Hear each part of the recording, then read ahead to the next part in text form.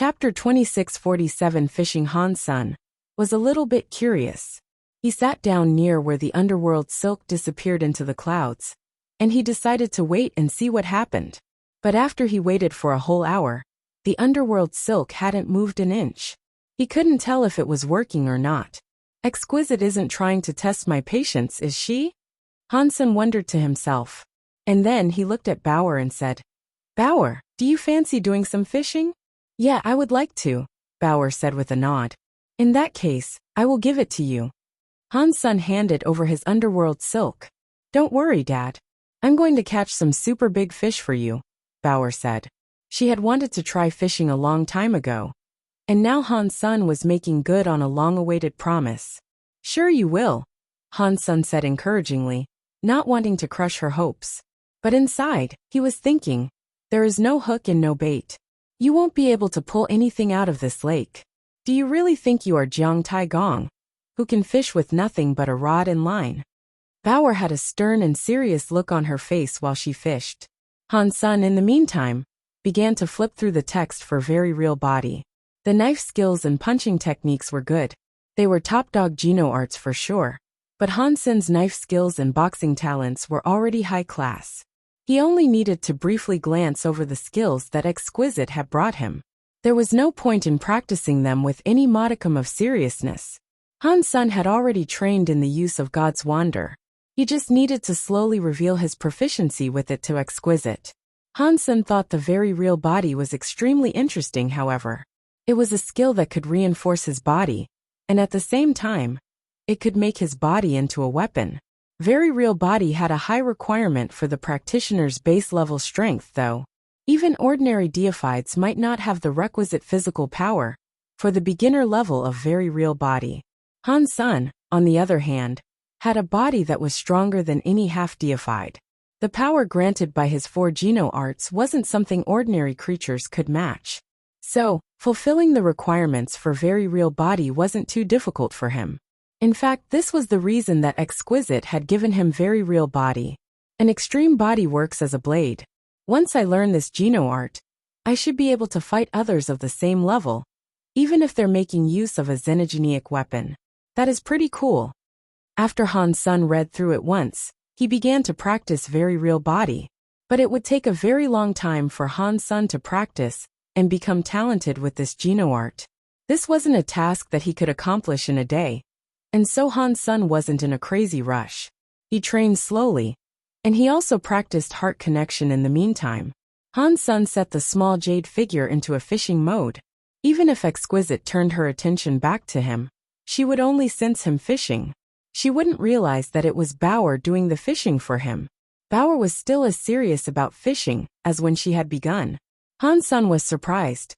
He didn't expect that the normally rambunctious Bauer would be content to spend time with the slow, patience-testing, quiet art of fishing. What a shame. This fishing line seems entirely useless. Han's son thought Exquisite really was testing his patience. There was no way they would be reeling anything in. Dad, there is something on my line," Bauer suddenly shouted with glee. She held onto the underworld silk for dear life with those little hands of hers. "No way. You've actually caught something?" Han's son quickly looked at the underworld lake. He saw that the lake's mist was swirling around the underworld silk. The mist had grown more cloudy, as if there really was something down there moving about. "Pull the line! Pull the line!" Han's son ran behind Bauer and started reeling the underworld silk back with her. Whatever was on the other end was quite heavy, and Han's son was worried that the underworld silk might break. Fortunately, his worries didn't come to pass. The underworld silk remained undamaged as the two of them hauled it out. As more and more of the lake's mist was disturbed by the rising object, their excitement grew as well. Hurry up! Hurry up! We might have caught something big," Han's son was happily shouting. "I want to eat grilled fish tonight," Bauer said. She licked her lips as her eyes became incredibly bright. The underworld silk was getting longer and longer. Han's son had no idea how deep the line had gone. He just kept pulling it in hand over hand. Suddenly, Han's son and Bauer felt as if something on the other end of the line had torn loose. The line snapped back toward them like a broken rubber band. The two of them had been pulling their hardest when they were suddenly sent rocketing back into the ground. Bauer shot into Han Sen's chest. And then, the two of them saw something emerge from the lake with the underworld silk. It arced beautifully through the air overhead, then landed next to them with a ringing noise. The two of them turned their heads quickly. They saw a giant gold sword sticking out of the ground, every inch of it gleaming in the light. Holy crap! Aren't we fishing? Why did we just reel in a giant sword? Han Sen looked at the giant luxurious sword with shock. The enormous sword gave Han Sen the feeling he was looking at something owned by a rich person. The whole thing had been made of gold, and it looked incredibly heavy. It was about 1.5 meters long, and the blade was 1 foot wide. It looked like a small door. There were some engravings carved into the sword. There was the depiction of a phoenix, and there were jewels embedded in the metal. The sword looked very luxurious, especially the center of the handle, which held a fist-sized gold jewel. Han Sen had seen a lot of weapons in his time, but he had never seen a weapon that looked so opulent. How can you fish up something like this? Han Sen mumbled as he stood up. He walked in front of the big gold sword. He reached for the handle to see what sort of weapon it was. Pang! Just as Han Sen's hand touched the pommel, the brilliant gold sword shone brightly. Han Sen felt as if an electric current was coursing through him. His entire body was hurled through the air. He rolled for 100 meters before coming to a stop. Oh no! It's a deified treasure. Han Sen lifted himself off the ground. His whole body was covered in ash, and blood dripped from his mouth. He looked happy though. Despite his remarkable fitness, the blade had still been able to toss him away and deal that much damage with a single touch. It was definitely a deified treasure. Any item of a lesser rank couldn't possess that much power. You can fish up deified treasure from here? Seriously? Han Sen ran back to the luxurious sword. He still couldn't believe what he was seeing. Han Sen stared at the gleaming sword, and he finally accepted that Exquisite hadn't just been testing his patience. There really were powerful treasures that could be pulled from this lake. Evidently, some of them were even deified. No wonder the very high are so strong. Deified treasures can be pulled from this lake. This cannot be real, surely. Han Sen felt as if his heart was going to leap out of his chest. It had taken them half a day to obtain this deified treasure. If they fished there for a few months, they would be blinged up in all sorts of deified kit. But when Han Sen went to take hold of the gold sword again, the luxurious weapon bounced him away again. Han Sen used all his power to try and hold it, but alas, he could not. However, when Bauer touched it, the beautiful gold sword seemed to rest comfortably in her hands. And it even became smaller. It shrank until it seemed perfectly suited to her diminutive size. This cannot only be used by the person who fished it up, surely. After Han Sen thought of this, he threw his underworld silk into the lake again. He watched the underworld lake and thought, come on, baby. Give me a big gold sword too. I don't mind if it makes me look rich. Chapter 2648 Yellow Paper. When the potential reward was high enough, Han Sen could be a very patient man. He squatted down near the lake, and he didn't move for half the day. In fact, in all that time, he didn't even blink. He was hoping he would be able to fish something out. Bauer spun her gold sword around, playing with it casually. But after a while, she grew tired of the weapon. She put it away inside her little gourd. She returned to Han Sen's side with her hand on her jaw. She watched him fish. Han Sen was very jealous of her ability to use the gold sword, but there was nothing he could do about it. It was similar to when he needed to make use of wind string. He had been able to fire the legendary bow, but he preferred using the six-course snake bow due to its adherence to his will. Are big gold swords the only thing that this lake contains? Han Sen wondered. He didn't think things would be that simple though. If it was that easy to obtain deified treasures, the very high wouldn't have been beaten by sacred long ago. While Han Sen was in deep thought, he felt his underworld silk twitch. The vibration ran gently through his fingers. I've got something. Han Sen jumped. He quickly yanked the underworld silk back and began reeling it in. It didn't, however, feel as heavy as last time. There was little resistance, so whatever it was had to be lighter. Han Sen thought to himself. It doesn't seem like it is another giant sword. Could it be a dagger instead? Or maybe an arrow? It has to be something. If it's a smaller item, maybe I can use it with my 6-core snake Bao, at least. Bauer happily helped Han Sun pulling the line in. With the two of them working together, it wasn't long until they had brought their catch out of the mist. Just like the last time, when they pulled something out of the lake, it felt as if an elastic band had been broken. The underworld silk suddenly bounced up. Han Sun was prepared this time, however. He stood solidly and didn't fall over. He stared at what was attached to the underworld silk this time. What is this? Han Sun saw an old piece of yellowish paper on the end of the line. He reached out his hand and pulled the paper free. When he brought it closer to his face, he confirmed that the piece of paper was exactly what it looked like. This underworld lake is so weird. How can I fish out paper? Han Sun opened the old wrinkled paper. He noticed that there was a drawing on it. Han Sun almost coughed up lots of blood upon seeing what was inside it. He quickly closed it and pushed Bauer's head away. He was not going to let her see the illustration. What the hell? What is this? Why did I fish out porn? Han Sun felt depressed. Bauer had fished up a deified xenogenic treasure, whereas Han Sun had pulled out a pornographic image. It was very beautiful, he had to admit. He only looked at it once, but his nose almost bled. It seems as if what can be fished up isn't fixed. If people could just randomly fish up deified treasures, the very high would be very rich.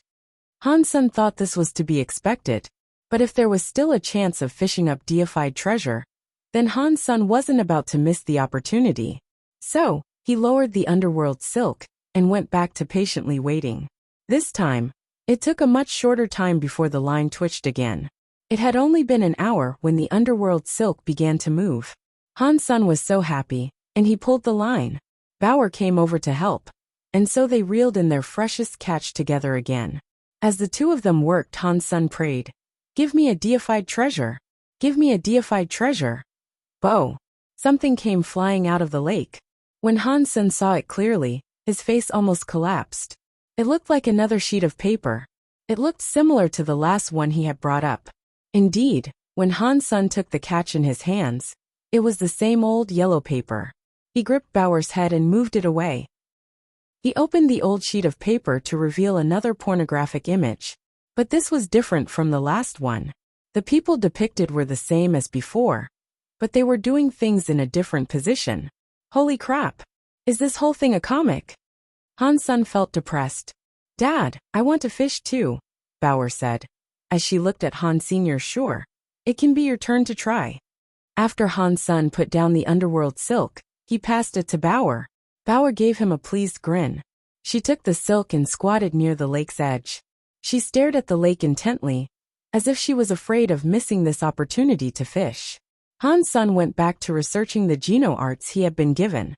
He was still interested in fishing, but he had received 2 pornographic images in a row, so he was no longer in the mood. Very Real Body was a high-class Geno art. Han Sun followed the teachings and practiced with it. The cells in his body grew numb, as if electrical currents were zapping them. It was a sensation that surged through him from the tips of his toes to the top of his head, reaching into every nook and cranny within him. But the effect was still very weak. It would take a long time to practice, but over time, he should be able to turn his own body into a dangerous weapon. "Dad, I got something," Bauer shouted, interrupting Han Sun's practice. Han Sun helped Bauer reel the line in. It felt so very heavy this time, and it had Han Sun thinking, "Another beautiful enormous sword? Dad, I wonder what I got this time." Bauer babbled in excitement. She didn't really care about procuring more items for herself, but the mystery of what she might pull out of the lake was tantalizing. She was like a gambler, riding the lightning for all the life and death excitement she could find. "Pull it out and you'll find out." Han Sun kept tugging, and before long, they yanked the catch out. The thing that emerged from the mist arced above them like a rainbow and fell toward them, shining like a piece of the sun itself. Han Sun couldn't see what it was due to the intense gleam, but he could feel that it possessed a scary presence. He didn't dare touch it, and he pulled Bauer aside. Pang! That shining thing landed on the shore. Once it hit the ground, the light grew dimmer. Han Sun could look at it safely now. He discovered that the item wasn't as big as he initially thought. It was actually rather small. It was curved like a rainbow, and there were 3 gems shaped like a sun, moon, and star embedded within it. It looked very pretty. What is this? Han-sun asked, his voice confused. It is a beautiful hair clip. Bauer happily picked up the item and put it in her hair. She turned around, looked at Han-sun, and asked, Dad, does it look good? Yes, it looks very nice, Han-sun said while staring at the hair clip. A hair clip? It looks like you can fish anything out of this lake, but judging from the power inside it, this item is rather extraordinary. It seems rather easy to get grand treasures from this lake. Han-sun was so tempted. He told Bauer, Bauer, how about we take turns fishing? Bauer had received a beautiful hair clip. She was so happy. She nodded and gave Han-sun the underworld silk. Han-sun started fishing again, and he took turns with Bauer. The 2 of them created quite a ruckus as they fished. Come out. Give me a treasure, Han-sun was shouting. A piece of yellow paper came soaring out of the lake. Ah, what is this? It looks so pretty, said Bauer's voice. A piece of yellow paper. Bauer's excited voice. A piece of yellow paper. Bauer's excited voice. The same process repeated itself over and over on the shores of the underworld lake. Chapter 2649. Meeting at the lake. Han-sun looked at the thick stack of yellow papers he had amassed. He wanted to cry. Those pornographic pictures he had fished up over the past few days were enough to compose an entire book. Aside from the yellow papers, he hadn't been able to catch anything. Don't say that, he reminded himself. These pictures look kind of like a comic. If it wasn't for Bauer being there, Han-sun would have liked to examine them in greater depth. Han-sun looked at the Bauer. Her experience fishing had been very different. She had managed to earn all sorts of things. Although they weren't all deified treasures, the things she had collected were all better than the yellow papers Han-sun had received. It looks like my luck hasn't been too good in recent times. Perhaps I should ask Mr. White to calculate my fortunes and find a way to heighten my luck, Han-sun thought, considering various ways he might improve his situation. Just as it was Bauer's turn to fish, the small jade figure reacted. Han-sun quickly pulled Bauer away and sat down on the lakeshore himself, pretending to be in the middle of fishing. Not long later, Exquisite teleported there. Exquisite walked over to Han-sun and looked at him. She didn't see anything next to Han-sun, and she said, Don't worry. Underworld Lake is often like this. Sometimes it can take a couple of days to get something. Other times it can take weeks. I asked you to come here to test your luck and give you some time to practice Geno arts. Han-sun was shocked. Hearing Exquisite, it sounded as if it was supposed to take a number of days to fish something out. But he had always received something in half a day at the most. The shortest time it had taken those 2 to fish something out was half an hour. The average, if he had to guess, was 2 to 3 hours. Han-sun had been trying to think of a way to show Exquisite those yellow papers. But he didn't have to do that anymore. It looks like there are no resources I can use for practice here, Han-sun said, looking at Exquisite. Underworld Lake was magical. But he couldn't stay here if he was only pulling out old pieces of paper. He would rather kill Xenogeneics. Don't rush anything just yet. Recently, my little sister has needed my help. I don't have the time to take you hunting. So continue practicing here. If you have enough luck, maybe Underworld Lake will give you a pleasant surprise, Exquisite said with a smile. Han-sun might have just been imagining things, but he noticed that when she spoke to him, even though she was still reserved, she tended to smile more and more. She was different from how she used to be. There was a surprise, but the surprise was so big. I wasn't sure how to take it, Han-sun thought to himself. After a brief conversation with Han-sun, Exquisite quickly walked away. She left a few items behind for Han-sun to live off, and she also provided him with vials of Geno fluid. Han-sun had actually brought his own, but he had forgotten to tell her. Han-sun pulled a parasol out of Destiny's tower, and he also brought out a couple of sunbathing chairs. Han-sun and Bauer settled themselves down comfortably on the shores of the lake to fish. As they did so, Han-sun also set aside some time to research the Geno arts he had been given. The Geno fluids Exquisite had brought him weren't bad. They were good for his body. But Han-sun had yet to find a way to make a breakthrough that would enable him to become half-deified. After another couple of days, Han-sun gave up fishing. He let Bauer do things herself. He focused on practicing his Geno arts. Part of the reason he had given up was because he had continued to receive pieces of paper. It was pointless for him to continue. Whenever Bauer fished, she would retrieve something encrusted in jewels. Each item was ornately wrought and beautifully finished. But aside from the enormous gold sword and the hair clip, Bauer hadn't gotten any more deified treasures. Clearly, deified treasures weren't easily found. Since Bauer had already been able to get 2, though, that was still a fantastic result. Not everything she fished up was a high-level treasure. There were a few ordinary items in there. But whether they were high-class or low-class items, they all looked sovereignly luxurious. Suddenly, Han Sen's eyes flashed. He picked up Bauer and pulled the underworld silk away from her. A minute later, he saw someone approach. It was second brother Liu Zhen, the man that Han Sen had met when he first entered Outer Sky. Liu Zhen saw Han Sen and Bauer behaving as if they were having a vacation, lying down on their sunbathing chairs with a parasol. There were many snacks and drinks on a table beside them. There was even a nuclear reactor mini-fridge. The sight made him frown. Exquisite brought you here to practice, not to have a vacation, Liu Zhen said coldly. What has it got to do with you? Han Sen continued to lounge on the sunbathing chair. He didn't get up, and he didn't even spare the other man a glance. Liu Zhen's face looked cold. He stared at Han Sen for a while. Without saying another word, he went to the other side of the lake. He pulled out an underworld silk from his head of hair. It looked as if he had come there to fish as well. If most people of another race spoke to Liu Zhen like that, he would have reacted poorly. But Han Sen was already exquisite silkworm. There was nothing he could do to Han Sen. That was one of the very highest established rules. Even if a silkworm committed a crime, it was the master of the silkworm that had to deal with it. If Liu Zhen fought Han Sen there, he wouldn't simply be fighting Han Senator, he would be humiliating Exquisite. That was why Liu Zhen didn't do anything. With Liu Zhen being there, though Han Sen couldn't allow Bauer to fish for him, so he fished on his own the whole time. Han Sen's situation was still mostly the same though. He still reclined in his sunbathing chair. He tied the underworld silk to his finger, so he could sense movement the moment it happened. Han Sen then turned his attention back to reading through the Geno arts. He didn't have to look at his line though. He knew it was only a matter of time before he received another yellow piece of paper. Of course, an hour later, something pulled at his line. He pulled it out of the mist, revealing another sheet of paper. Liu Zhen glanced over when he saw that Han Sen had received something. It was just an old piece of paper, though, so he ignored Han Sen and carried on fishing. With Liu Zhen being there, Han Sen felt uncomfortable. When there was no one, Exquisite could not feel him, and he was able to do anything he wanted to.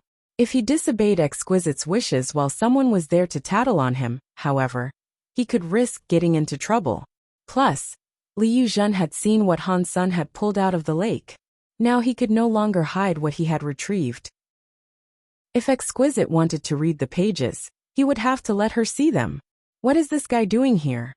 Han Sen couldn't think of a way to get the man to leave, and he couldn't leave himself. He had to continue fishing. After half the day, Liu Zhen felt as if something was amiss.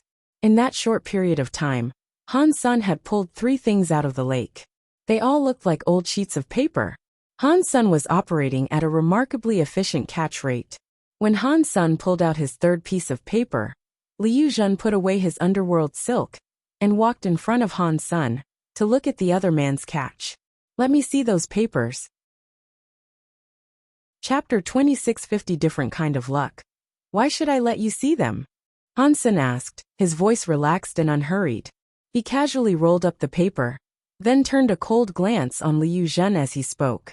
Liu Zhen looked at Han Sen with disdain, then chuckled darkly. You are with the very high now. Yes. And? Han Sen's face remained expressionless. Liu Zhen wasn't annoyed. Instead, he smiled and said, I just want you to know that if a very high asks something of you, you cannot say no. Oh yeah? I just said it. What are you going to do about it? Han Sen said. Han Sen thought Liu Zhen was going to fight him, but it didn't seem like Liu Zhen was going to go that far. He just continued to stare coolly at Han Sen, and then, the third eye in his forehead opened. His black and white pupils looked like a Tai Chi yin-yang symbol. That black and white symbol began to spin. It looked like some invisible light was brewing within it.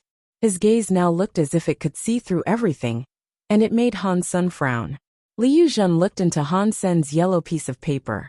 With a disdainful look, he said, "I thought you had pulled up something nice, but it's just a pornographic picture.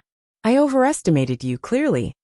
After that, Liu Zhen went back to ignoring Han Senator. He returned to his fishing spot and continued with the task. It was a coincidence. Liu Zhen sat there and fished for a while. But later on, his underworld silk began to move. It shook a lot, and it appeared as if something big was on the other end. Liu Zhen quickly pulled the line. He tried his hardest to tug it out, but the thing seemed heavy. Pang! After 10 minutes of wrestling with the submerged foe, Liu Zhen managed to pull out an item from beneath the mist of the lake. The object bounced right out of it and landed on the shore. Han Sen couldn't help but look at it. He saw a big gold sword that was similar to the one Bauer had retrieved. It looked a lot rougher around the edges, though. It also seemed to lack the jewels. It was just a big gold sword that was missing its luxurious touches. Liu Zhen looked at the big sword with excitement. He spoke to himself, saying, "Gold slash. Is this the deified gold slash? The seventh uncle was right. My luck has finally turned around." He picked up the big gold sword with a look of unbridled joy. He was extremely fond of his new catch, and after goofing around with it for a while, he decided to end his day of fishing. He put his underworld silk away and started to leave with the golden sword in his hand. When he passed by Han Sen, Liu Zhen looked at him. He acted as if he was talking to himself, but the words of poison were obviously meant for Han Sen to hear. "This is the luck that separates you from I. You can only fish up that useless and dirty pornography, while I get deified treasures." "Really? Your piece of crap sword is a deified treasure?" Han Sen said with a laugh. "Such an ignorant kid you are. Gold slash is an obscenely rare treasure to fish up from the underworld lake. It is deified at the very least. Although it is a primitive treasure, it is much better than your dirty pictures," Liu Zhen said with a cold laugh. "That means there are higher-level gold slashes to be found, right?" Han Sen asked. "Of course there are. One of our leaders managed to obtain a butterfly-class gold slash, but that doesn't matter to you. Carry on fishing up your useless, dirty porn. Haha." Liu Zhen held his sword proudly and laughed as he wandered off. He laughed in mockery. Han Sen couldn't be bothered with the man. He thought to himself, "It looks like the sword Bauer got was also a gold slash. But it is obvious that Bauer's is of a higher class. Which class it is has yet to be determined, though." After Liu Zhen left, Han Sen felt a lot more comfortable where he was. It felt good to have no one watching him again. He planned to fish one more item out of the lake, then let Bauer carry on while he went back to practicing with his Geno arts. Not long later, Han Sen felt the underworld silk move. Something had latched onto the line. Han Sen thought it would just be another yellow paper, but the item he pulled up was black. It wasn't the same yellow paper as before.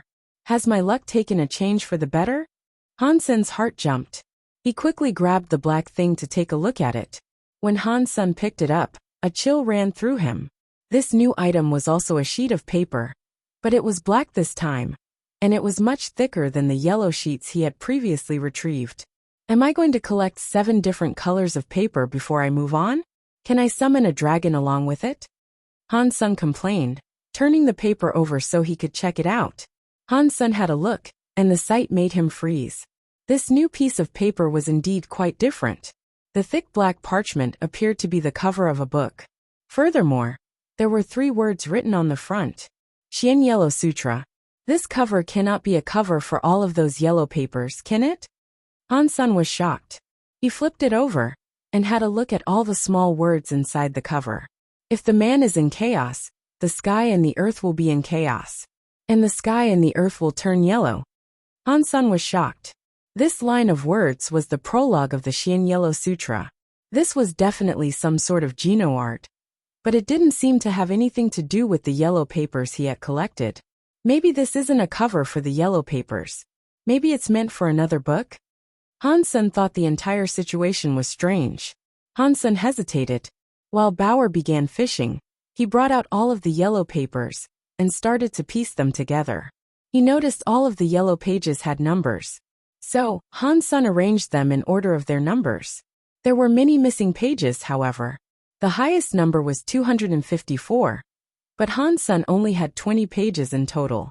Han-sun put them down next to the Xian Yellow Sutra and noticed that their size was a perfect fit. Still, he couldn't be sure if the cover was really meant for his yellow papers. Han-sun thought this was a bit weird. He looked at the contents of the yellow paper, and when he looked over them, he felt a strange sensation. He thought the pictures had merely been the doodles of some horny guy in ancient times, so he had never inspected them closely. But now that he noticed something. The people in the picture were covered in thin veins of blue and red. The small lines were very light. If Han-sun hadn't decided to examine the papers closely, he wouldn't have noticed them at all.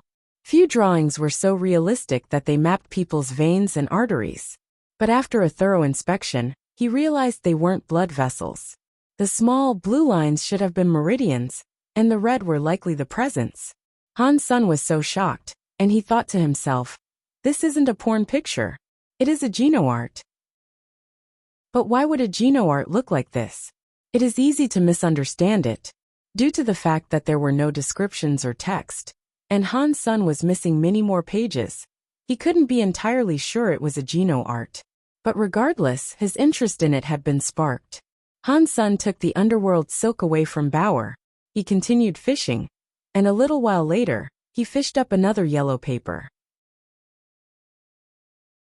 Chapter 2651 Star, Tree. On a ship that was headed to the Andromeda system, a crystallizer woman turned to a man next to her. She looked afraid. "Are you a crystallizer?" she asked. "Yes," the man said with a nod. He sounded rather cold. The woman looked very surprised, and she said, "I can't believe I have met someone of the same race here. My name is Lydia. You took the Hall's quest to venture to the Andromeda system to hunt xenogeneics, didn't you?"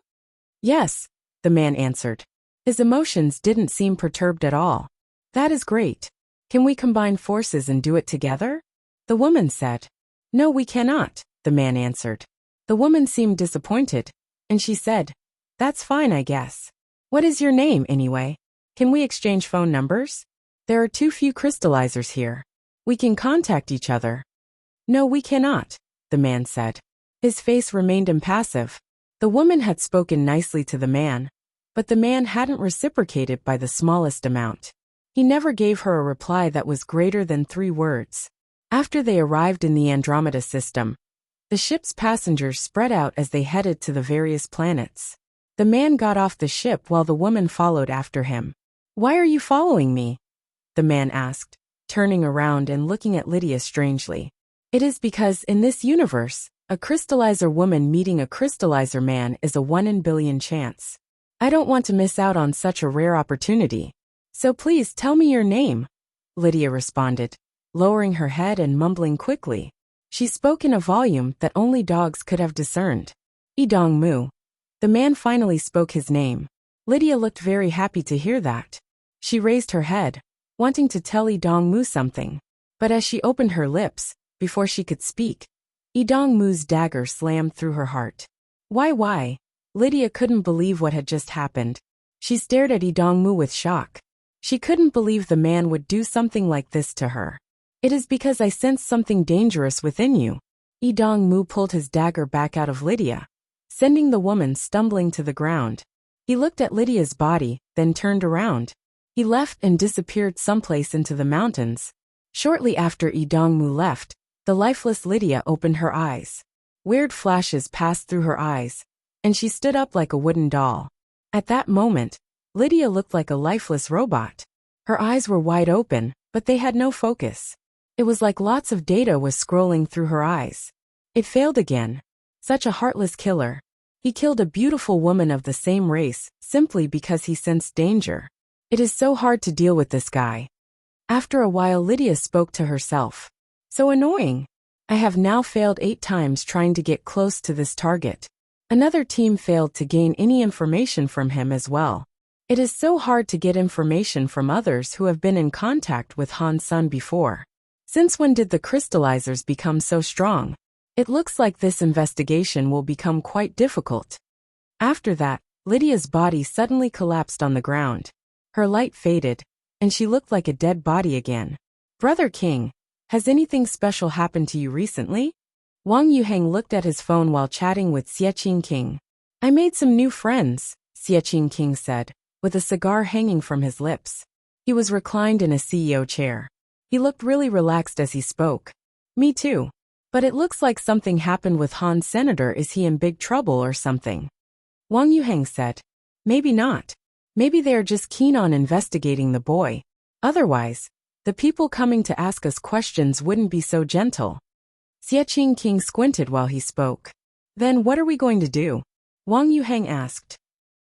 If someone is giving you free money and beautiful women, are you ever going to say no? It would be very rude, and you would be missing out. That would sadden the person making the offer. Of course, we aren't going to do that. Xiaqing King laughed. Teehee, that is what I thought too. Lin Feng, Tang Jinliu, and the others as well. Can you please get in touch with them? Me being here is not a coincidence. Wang Yuheng laughed. Every day, Han's son remained near the lake and continued fishing out pages of the Xian Yellow Sutra. For some reason, whenever it was Bauer's turn, she always ended up with actual treasures, and every time Han's son fished, he ended up with a sheet of paper belonging to the Xian Yellow Sutra. This is so fucking weird. Why can I only retrieve this Geno art page by page? Han's son wondered. He couldn't think of an answer. After all, anti-material worlds were difficult to explain. Common sense and logic didn't really apply to such places, and Han's son didn't want to waste time mulling it over. He just wanted to gather all the pages of the Xian Yellow Sutra as fast as he could. He was keen to find out what sort of Geno art it was. A Geno art that comes from the anti-material world. No matter how bad it is, it must be special, right? Hansen thought to himself. Suddenly, the triangle symbol on the small jade figure glowed. Hansen knew Exquisite was on her way over. He carefully synced his thoughts with the small jade figure. Find anything? Moments later, Exquisite teleported right next to Han Sr. Yes, but I did not get any fish. The stuff I've been collecting is pretty weird. Han's son with a strange tone of voice. Underworld Lake is connected with the anti-material world. It is normal to fish up odd things. What did you get? Exquisite asked. I got some paper, Han's son said slowly. Liu Zhen had seen these yellow sheets of paper before, so there was no use in hiding it. He had no choice but to reveal what he had found. Paper? What sort of paper? Exquisite asked with curiosity. Although anything could show up in Underworld Lake, it was rare to get something like paper. About that, Han's son was frozen. When he thought about the lewd content on the yellow pages, he didn't know what to say.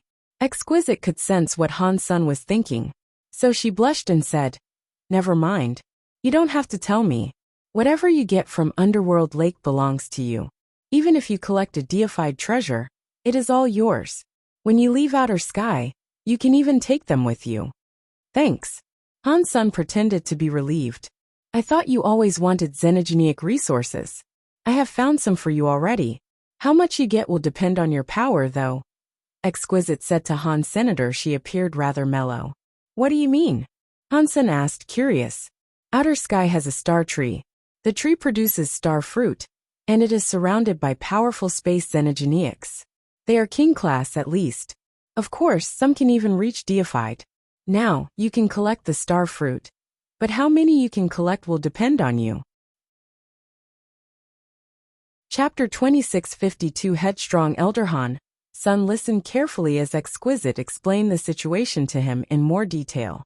The star tree was guarded by seniors of the Very High. Every silkworm of the Very High was allowed one chance to claim star fruit from its boughs. But how many star fruit could be collected would be determined by tests conducted by the aforementioned seniors of the Very High. The test results correlated with how many star fruits could be obtained. Even if the results weren't great, a participant was always guaranteed at least one. 10 star fruits was generally the most one could receive. But the tests were highly variable, depending on which Very High senior was administering them. The personality of your particular administrator is very unique. If he likes you, he will only ask you a few questions. Then, he will let you claim 7 or 8 fruits. If he doesn't like you, he will give you a very difficult question. If you answer correctly, you will only be allowed a small number of star fruits. I hope the man will like you. Exquisite's eyes looked strange as she spoke. Is he often that unreasonable? Is there any point of a test, if he just gets to decide regardless? Just make it a beauty contest or something then. Han-sun thought to himself. Exquisite could feel what Han-sun was thinking, so she laughed. The star tree belongs to the uncle alone. Who he shares the fruit with is entirely his decision. Being willing to share with those far younger than him is already a grand act of kindness. So even if he gives you only 1 star fruit, you should still be appreciative. I see. That makes sense then. If they are his items, then he can definitely dictate the distribution of them, Han-sun said with a nod. This is just a small reward. My generation will soon begin testing silkworms in earnest. If you perform well when that happens, the resources you receive will far exceed the star fruit, Exquisite said. How long must we wait? Han-sun asked. There are 13 of us in my generation. Now, there is only one little sister who has yet to decide on a silkworm. Once she has made her decision, the tests will begin. When Exquisite spoke of her little sister, her eyes glimmered strangely. Han-sun's heart felt weird hearing this too, but he carefully kept his thoughts away from the subject. The little sister Exquisite was referring to was undoubtedly Likir. Likir wanted $, so Han-sun knew all about that. Let's go. We should head to the star tree. Exquisite placed a hand on Han-sun's shoulder. Then, she teleported Han-sun and Bao away from Underworld Lake. There were still many Xian Yellow Sutra pages left to collect, and Han-sun wanted to carry on fishing them all out. But it was a long task that he couldn't rush. He would have to wait for the chance to fish again later. When Han-sun saw the star tree, he was shocked. Its boughs almost blanketed the whole sky. It was like a big umbrella that formed a bridge between the land and the sky itself. Many pieces of fruit hung from the tree's branches. They looked like suns, and their light made the leaves of the tree shine like jade. It was so very beautiful, and Han-sun squinted against the light. According to what Exquisite had told him, the test administrator's personality was quite strange. But his story was a legendary one. When a child of the Very High was born, it would be put into one of 2 factions. One faction was responsible for reproducing. They were the ordinary Very High, and they didn't practice the Very High sense. Their personalities were comparatively normal, and they retained emotions like an ordinary person would. They were similar to Liu Jun. The other faction was the one Exquisite studied with. They learned the Very High sense, and at the end of their practice, their emotions were practically non-existent. Their strength and combat prowess, however, were the best of the Very High. When a Very High was born, it was decided which path they would take. This man was like Exquisite. He practiced Very High sense, and he had reached deified class with it. He had been only a step away from becoming a true god. But then, he destroyed his Very High sense and started anew. Not even Exquisite knew why the man had taken such drastic action. But as he began practicing again, the elder guarded the star tree and never left its side. Even the other Very High didn't know what level he was at currently. Uncle. Exquisite brought Han-sun beneath the boughs of the star tree and bowed to the roots of the tree. Han-sun and Bao looked in the direction she was bowing, and there, they saw a giant stone tree root. Despite being made of stone, the root still seemed to be alive and growing. There was a gray-haired man of the Very High sitting on it. The wrinkles in his face appeared rougher than the bark of the tree. His white beard reached the ground. He remained sitting where he was, his eyes closed. He was so old that he looked like he'd been petrified. Han-sun wasn't sure what to make of the man's appearance.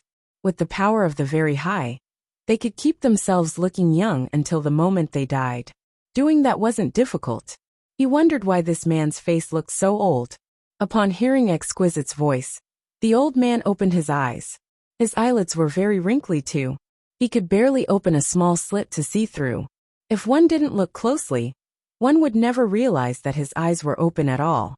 The old man looked at Exquisite. Then he turned to Han-sun and Bao.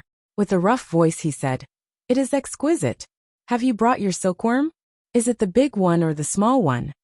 "His name is Han Senator. He is a crystallizer," Exquisite introduced Han Sun and bowed to him. You selected a crystallizer? That takes a lot of courage, the old man said. He observed Han Sun's body well. He started to say something more, but he suddenly saw a person teleporting in front of him. Uncle, the new man said, bowing to the elder. Liu Zhen, what are you doing here? Han Sun and Exquisite's heart asked the same question. Liu Zhen, please wait aside for a moment. Allow me to help Exquisite Silkworm conduct the test. Then it will be your turn, the old man said, signaling him to stand aside for a while. When Liu Zhen heard the command, he bowed to the old man and said, Uncle, if things are like that, why don't we conduct our tests together? Han Sun and Exquisite, when they heard it, felt a shock. They didn't know what was going on in Liu Zhen's mind to make such a proposal. When the old man heard this request, he went silent. Then he nodded and said, Why not? We can save some time. Let us do the tests together then. Exquisite was unsettled. Usually, ordinary very high silkworms conducted their tests alone, and people of the very high never had to undergo these tests at all. She was confused by why Liu Zhen wanted to take a test as well. The old man seemed to understand what Exquisite was wondering, and so he said, I have to travel soon. Others have recommended that Liu Zhen protect the star tree in my absence. If he can pass the test, he will be in charge of the star tree temporarily. Han Sun felt lucky. It was good that they had come now. If they came when Liu Zhen was guarding the star tree, there was a chance Liu Zhen would deliberately make the test difficult for him.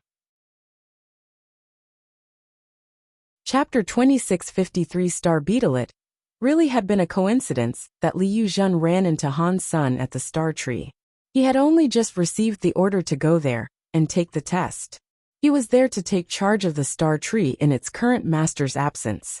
Liu Zhen had received a piece of news that few others knew. Once the star tree's elder left on his journey, he might never come back. If Liu Zhen took the star tree now, it was likely that the star tree would forever belong to him. That was why Liu Zhen was so hyped when he arrived there. Watching over the tree temporarily wasn't a very important task, but becoming its permanent caretaker.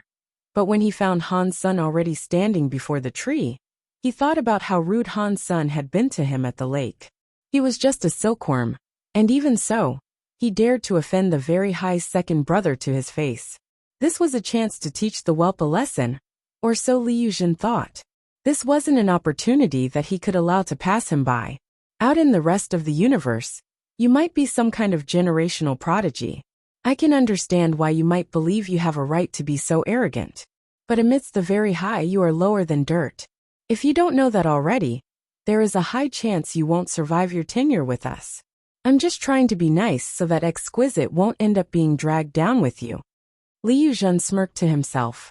The old man then glanced at the tree around him and said, If this is the way that we're going to proceed, why don't you two remove the bugs from the star tree? Remove bugs? Han Sun asked, raising an eyebrow. This massive holy tree needed insect extermination? That was surprising, to say the least. Because Han Sun had just learned of the tree's existence. He didn't know that part of the tree guardian's job was to remove bugs from it every now and again. Otherwise, the bugs would eat and destroy the tree's fruit. That was what Liu Zhen would have to do if he took over the job, anyway. If Liu Zhen hadn't been present, Han Sun's challenge would likely have been something different. However, because of the unique circumstances, the elder had decided that this test would be appropriate for both of them. While we are performing this test, you cannot use treasure or any other special powers. You need to use your own strength to remove the bugs. And while you are doing so, you cannot bring any harm to the star tree. If you damage the tree, you will receive no reward. You will, however, be given punishment, the old man said warningly. Uncle, what kind of bugs are we removing? Han Sun asked the old man politely. There is only one type of bug that dares come close to the star tree, the old man answered. It is called a star beetle. You will know them when you see them. I will give you a day. You will pass if you can remove 1,000 bugs. Each 100 you remove will account for 1 star fruit. Han Sun was delighted to hear this. He had been worried that even if he did his job correctly, the old man wouldn't allow him to collect any star fruit. Now that he had been given terms and conditions, he could rest easy. This was the best way to conduct business. We start now. Tomorrow at this time, you must return here. The bodies of the star beetles can stay on the tree. They will be cleared afterwards, the old man said. Han Sun and Liu Zhen bowed to the old man. Then they both flew to the top of the star tree. Liu Zhen looked at Han Sun and used galaxy teleport. He vanished into the tree while Han Sun had to continue flying up. The star tree was a Goliath. Each star fruit looked more like an asteroid. Han Sun flew as fast as he could, but it still took him an hour to get to the top of the tree. Liu Zhen had started killing bugs a long time ago, but the tree was simply too large. Han Sun couldn't see where Liu Zhen was, so he had to look for the bugs alone. Seeing the star tree up close, Han Sun noticed that the star tree's leaves really did look like jade. The giant fruits were crystal clear. Because the old man's request was very strict, Han Sun couldn't do any damage at all to the star tree. Therefore, he didn't dare touch the tree. He kept flying around it. Soon after, Han Sun found a bug lying on a branch of the star tree. It looked as fierce as a dragon, and it was the size of an adult bull. Its armor was sky blue. The light coming from its shell shimmered and glittered like a tapestry of stars, and its face looked like the face of a stag beetle. It had 8 claws, and it had a weird horn that was like a pincer. It looked much more polished than an actual stag beetle though. Its body was crystal blue, and it shone. It was hard to imagine it was considered a pest. The old man had given him the order to remove the bugs without damaging the tree. Han Sun looked at the bug from afar, but he didn't dive right in to kill it. He observed the bug with his purple eye butterfly first. Without a doubt, the bug was king class. Judging from its life force and presence, Han Sun was able to predict that it was a 3rd or 4th tier king. Such a creature wouldn't be difficult for him to deal with. Han Sun wasn't in a rush to do anything. He looked at the bug and thought to himself, he said, I cannot hurt the star tree. That means I cannot hurt it while I fight. I need to kill this bug in one blow, so that it can't damage the tree itself by attempting to fight back. It's an empty type xenogeneic, so its body doesn't have an element. It is a xenogeneic based purely on raw strength. That means its shell must be extremely hard, far harder than those of xenogeneics of a similar level. Taking down a creature like this in one hit will be difficult, Han Sun thought to himself. After observing the creature for a while, he was unable to discern any potential weak spots. Its entire body was clad in that starry shell. To kill the bug, Han Sun knew he would have to break through that surface. If there are no weak spots, then I will just have to break it open with brute force. But using brute force will still have the same risks if I miss. If I don't kill the bug instantly, and it struggles, it will likely harm the bark and the leaves on the star tree, Han Sun thought, continuing to observe the beetle intently. Liu Zhen, meanwhile, had reached the tree 1 hour before Han Sun had. And before he arrived, he already knew a lot of information about the beetles. Liu Zhen knew their weak spots, and he knew how to kill them effectively. After finding a beetle, Liu Zhen started taking it down. Liu Zhen hadn't practiced the very high sense, but the very high had many geno arts. There were many top-notch geno arts available to learn. Liu Zhen was a king, one of the best within the very high in fact. With many geno arts at his disposal, it wouldn't be difficult for him to kill a king-class beetle. The beetle's shell was extremely hard. Ordinary king-class fighters of the same tier would have a hard time breaking through its shell, but Liu Zhen only needed a few punches to destroy the beetle. He moved with insane speed. Liu Zhen had found a few dozen beetles to kill before Han Sun had even reached the tree. Plus, when Han Sun found the beetle, he didn't immediately attack. He stayed where he was, observing them for a while. By the time Liu Zhen had killed 100 beetles, Han Sun hadn't even started fighting one. Why isn't Daddy doing anything? Bauer was holding Exquisite's hand and looking into a mirror while she spoke. The image in the mirror displayed both Han Sun and Liu Zhen. Liu Zhen had already killed 100 beetles, but Han Sun had yet to do anything. He is thinking about how to kill the star beetles, Exquisite said. What would he need to think about? Even Daddy's fingers are enough to crush those little bugs, Bauer said curiously. Exquisite didn't answer, but the old man said, he's thinking about how to avoid harming the star tree if he moves to attack the bugs. Chapter 2654. An accurate kill. That is like a surgical incision. Han Sun spent several long minutes in observation before he finally flew forward to strike that bug. When he was close enough to it, he suddenly disappeared. When he reappeared, he was already above the bug's shell. God's wonder. Exquisite was shocked to see this. She was intimately familiar with the teleporting method he had used.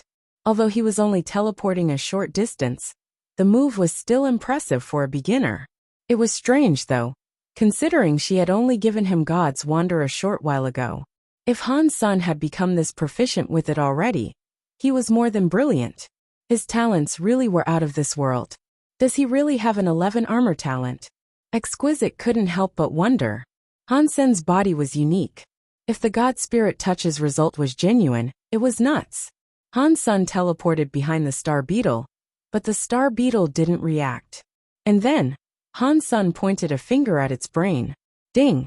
There was a small ringing noise like a steel needle striking bone. It was barely even audible.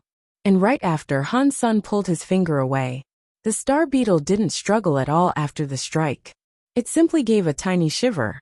The beetle grew still again as if nothing had happened, but its life force was waning fast. It didn't take long for its flame to fully extinguish. The Star Beetle was in the same position as before. It was lying atop the branch, but if one looked closely, one could see a very small hole in its head that led down to the creature's brain. Xenogenic King hunted Star Beetle. Xenogenic gene found. A hunting announcement rang in Han Sen's head. What excellent powers of observation. That was a very strong ability. His body is evolving fairly well. Exquisite. I think you found yourself a decent silkworm, the old man said. He looked at Han Sun with a genuine sense of appreciation for the young man's performance. Han Sen's attack had been very good. What the elder admired most about the scene was that Han Sun had taken the time to observe the creature before committing to action. He wasn't a reckless man whose body operated faster than his brain. Recklessness wasn't always a bad thing. If a warrior fought someone of the same tier, the fight was usually a matter of life or death for both combatants. Neither fighter would have the opportunity to spend time deliberating their actions. The body's first response was usually the most useful, but taking care of those bugs didn't require those instantaneous reactions. Han Sun had no idea what the Star Beetles were before this day. He had only observed them for a moment before killing one in a single hit. He had managed to sever the Star Beetle's nervous system. It couldn't even react before it died. So the damage dealt to the star tree was minimized. That was why the old man really admired Han. Senator Liu Zhen had known all about the Star Beetles before he even began this test. But his methods of attack were still obscenely rough. He wasn't dealing much damage to the star tree, but compared to Han Sun, he was leaving a lot of wreckage in his wake. Han Sun started to attack more of the Star Beetles. He teleported and used his under-the-sky knife skills. The knife silks he controlled were as accurate as a surgical blade. His strikes would pierce through the beetles' shells and sever their major nerve pathways. Under such precise attacks, each Star Beetle died without the chance to fight back. Star Beetles were falling to Han Sun one after another. Han Sun was like a skilled surgeon. Each cut he made had the precision of a razor. He was able to kill 100 Star Beetles without missing once. None of the beetles stood a chance of resisting. The old man was shocked. Exquisite's eyes were glued to the video. Her mind was also connected to Han Sen's mind, and it was as if she was with Han Sun, killing those Star Beetles right then and there. That was the benefit of having a silkworm.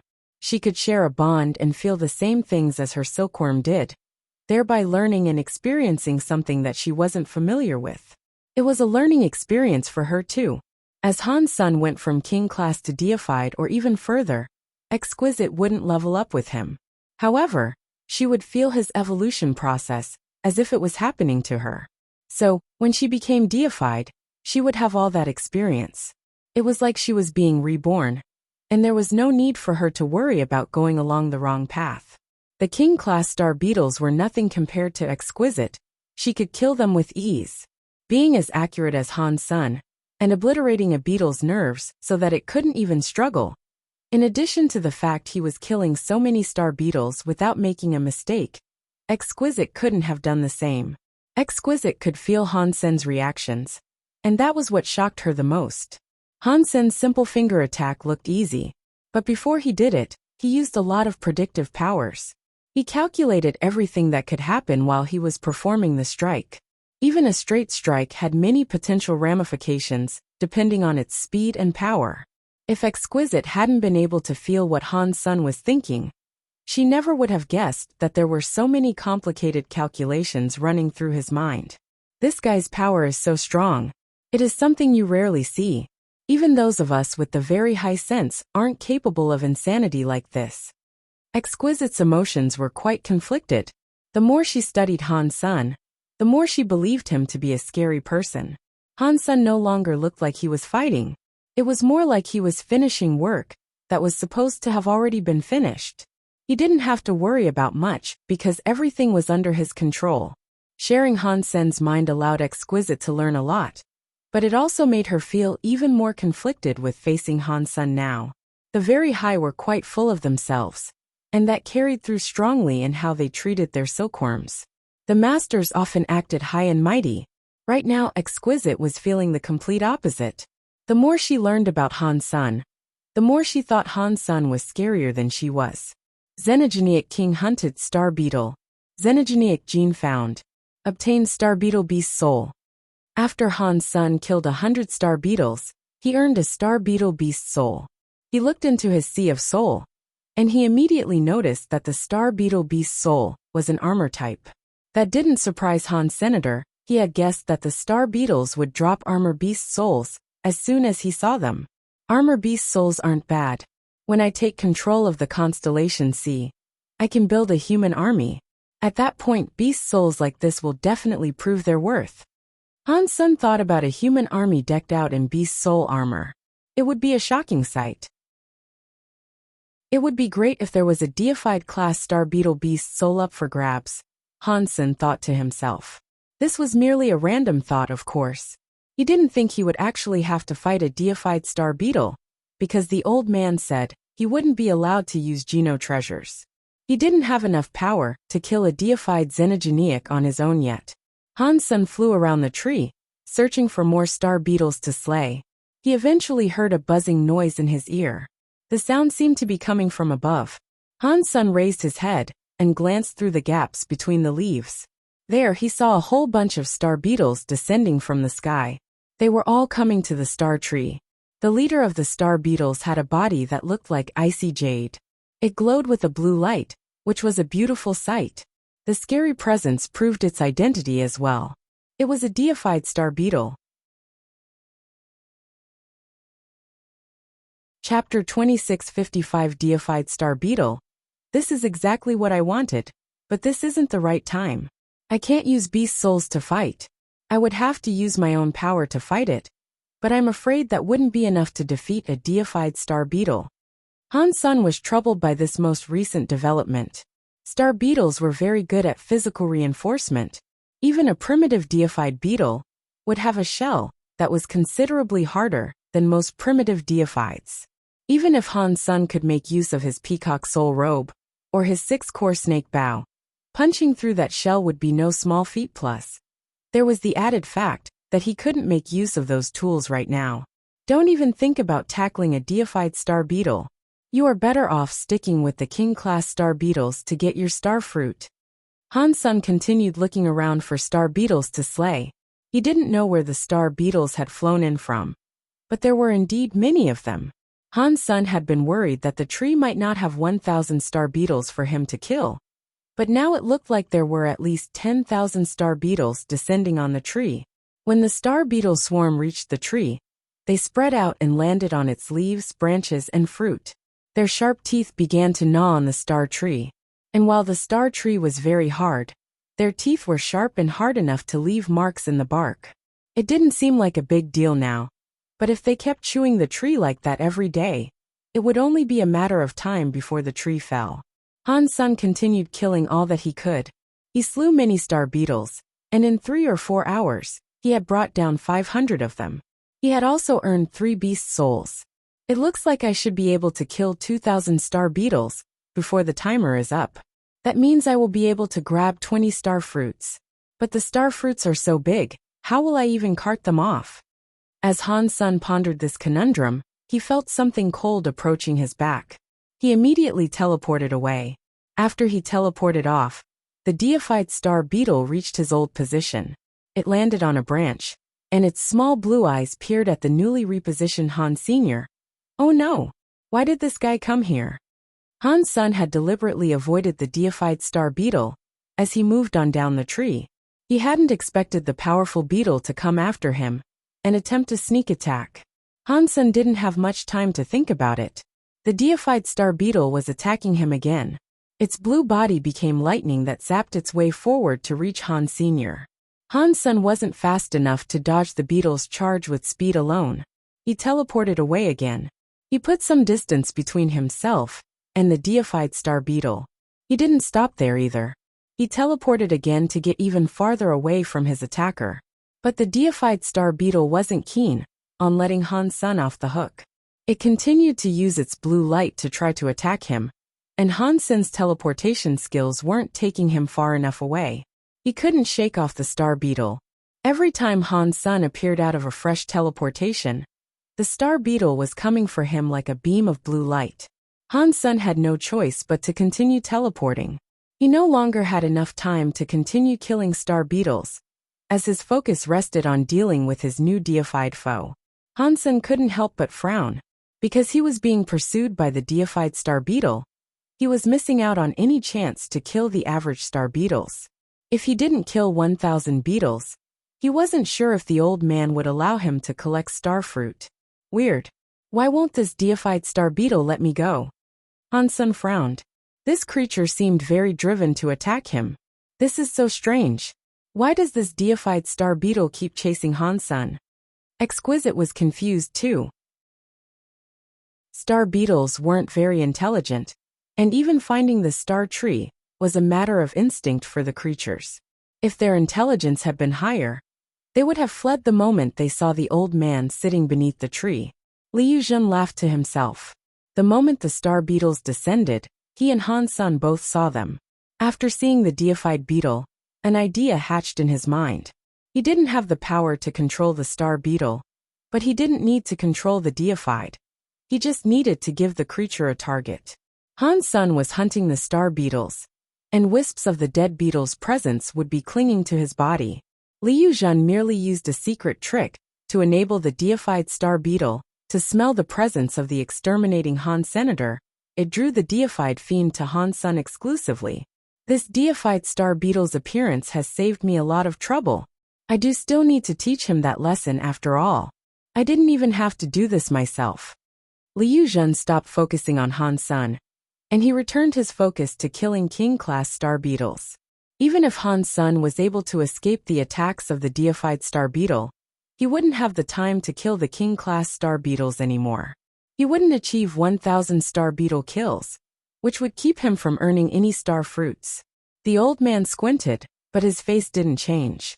Liu Zhen's trick had been done in secret, but it hadn't managed to escape his attention. Still, the old man didn't say anything. He cared very little about a grudge between two boys. He only needed someone who could effectively protect the star tree. For now, Liu Zhen's performance hadn't been bad. His abilities were higher than others of the same class. He could scrape by and be labeled guardian of the star tree.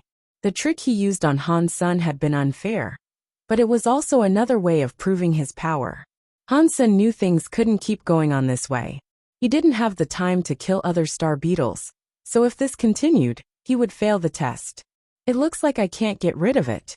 In that case, I will just ignore it. Han's son's brain was spinning quickly. Exquisite was worried about Han's son, but what he did next shocked Exquisite even more. Still being chased by the deified star beetle, Han's son evaded the next attack, then headed toward a king-class star beetle. From the perspective of others, it might have looked like a coincidence. It would appear that when Han's son dodged, he had just happened to encounter a king-class star beetle and randomly kill it before teleporting away from the deified star beetle's next attack. It all played out so smoothly. It was like one grand move that happened to look like a coincidence. But Exquisite could clearly feel what Han's son was thinking. This wasn't a coincidence. Han Sen was planning every move he made. In this high-speed chase, Han Sen still had the power to plan all that. Exquisite knew his methods, but if she was in his shoes, she didn't think she could have pulled it off. The old man, as he watched Han Sen's latest performance, looked stunned. Under the continued pursuit of the deified star beetle, Han Sen took down another king-class star beetle. It was the same as before, and just as precise. The deified star beetle's attacks didn't seem to be hampering him significantly, and he maintained the surgical precision of his attacks. The king-class star beetles never had the chance to fight back, either, so they couldn't deal damage to the star tree. He is so young, and yet he is still so calm. He hasn't freaked out, and he has continued to do everything he has planned to the best of his abilities. This crystallizer really is a genius. You picked a tremendous silkworm, the old man suddenly said to Exquisite. 2656 Who will take care of IA's Liu Zhen was slaying star beetles. He would occasionally hear the roaring of the deified star beetle. Not bad. He has been holding on for this long. But why hasn't he tried to escape the star tree? Liu Zhen murmured casually to himself. He glanced in Han Sen's direction, but didn't go towards him. The deified star beetle was pursuing Han Sen, because Liu Zhen had enhanced the presence of death around him. Liu Zhen had killed many star beetles himself though. The deified star beetle could smell that too. Luckily, Liu Zhen was far away, and he was using a secret skill to suppress the stench of death around him. If he was any closer, there was a chance that the deified star beetle would sense the presence of its fellows' deaths on him, and go after him instead. So Liu Zhen stayed away from Han Sen's part of the tree. He didn't know that his plan to keep Han Sen from killing star beetles actually wasn't working very well. Han Sen kept evading the deified star beetle's attacks, and all the while, he continued to kill the king-class star beetles. He was taking them down faster than Liu Zhen. The old man underneath the boughs of the tree stared upwards in astonishment. The deified star beetle had been chasing Han Sen for an obscene amount of time, attacking continuously. But even so, not a single speck of damage had been brought to the tree. Clearly, it was because Han Sen was kiting the creature quite carefully. Otherwise, any of the deified star beetle's attacks could have hit the star tree and damaged it. That is very unique. The old man complimented Han Sen even more. Although Liu Zhen was very good, compared to Han Sen, the elder thought he was a bit rough around the edges. It wasn't that Han Sen was stronger, but there was a finesse to his performance that put him far above his opponent. Han Sen might not have outclassed Liu Zhen much in terms of power, but the way Han Sen dealt with this problem was outstanding. Liu Zhen, under the same circumstances, wasn't performing nearly as well. Exquisite, can I borrow your silkworm? The allotted day had almost passed when the old man asked Exquisite a serious question. What do you mean, uncle? Exquisite had an inkling of what the elder meant, but the possibility didn't seem realistic. I would like him to spend a year guarding the star tree for me. If I'm not back in a year, you two can take ownership of the tree for me until I return, the old man said with gravity. Exquisite stared at him. She couldn't believe the old man had come to this decision. Allowing a silkworm to guard a star tree, or even get half ownership of it, was something that had never before happened among the very high. Uncle, are you sure you want him to take care of the star tree? Exquisite couldn't believe her ears, and so she had to double-check. Yes, I have thought about it a lot. He really is the best choice for this. Are you willing to let him stay here for a year? The old man answered with certainty. If you really have made this decision, then I would like that. Exquisite stuttered, unsure what to make of this strange turn of events. Han Sen was a silkworm. She should be helping him collect resources. But now Han Sen had been given authority over the star tree. And if the elder didn't come back in a year, Han Sen and Exquisite would be allowed to take control of the star tree completely, half and half. For Exquisite, the star tree represented incredible wealth. Outer Sky was rich in resources, but it was a very dangerous place. With the rules of the very high, after she got a silkworm, she had to gather resources on her own. Collecting resources would be very difficult for her. The star tree was different though. All you had to do was pick the fruit. The xenogeniacs inside weren't as dangerous, as the deified xenogenics to be found out in the wilds either. The time limit approached. Due to Han Sen's teleportation distance being too short, he was unable to go straight back to the base of the tree. So he left the tree an hour early to reach the old man on time. The deified star beetle stopped chasing Han Sen after he left. It didn't want to leave the star tree. Liu Zhen didn't hear the deified star beetle anymore, so he knew Han Sen had finally left. What was the point in holding on until now? He let himself get chased around by a deified xenogeniac for most of the day. There's no way he actually finished the Elder's test, Liu Zhen said as he continued killing star beetles. After an hour, when the time was up, he teleported back to the old man. Because Han Sen was flying back, he reached the Elder at the same time as Liu Zhen. Uncle, I killed 2416 King-class star beetles. Did I pass the test? Liu Zhen bowed before the old man. The old man nodded and said, Little Crook taught his student well, it would seem. Although you haven't practiced the very high sense, your power is no worse than those that do. Liu Zhen was exuberant after hearing this. Being complimented by an elder like that was something to be very happy about, especially for Liu Zhen. Plus, the elder sounded very satisfied with his particular performance. Liu Zhen was certain now that he would be taking over the star tree's guardianship. I knew this was supposed to happen. I really was always the best choice. Otherwise, my teacher wouldn't have recommended that I come here and show you what I've got, Liu Zhen said with a wide, grossly self-satisfied smile. The old man paused and then he said, But I have already found someone to take care of the star tree. Please convey my thanks to Little Crook for his assistance.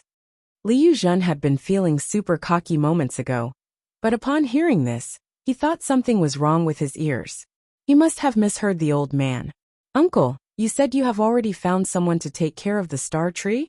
Liu Zhen hesitated to ask this, but he still did. He knew it was bad form to question an elder, but Liu Zhen was at a complete loss.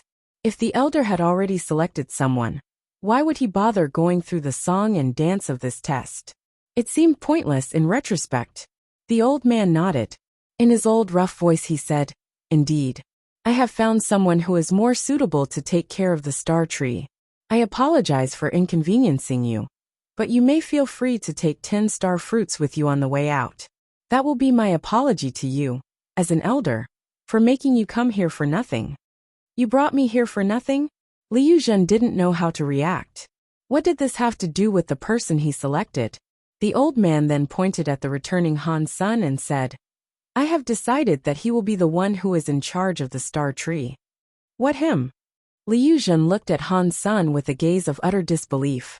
After everything that had transpired, he couldn't believe that Han Sen was the one being chosen.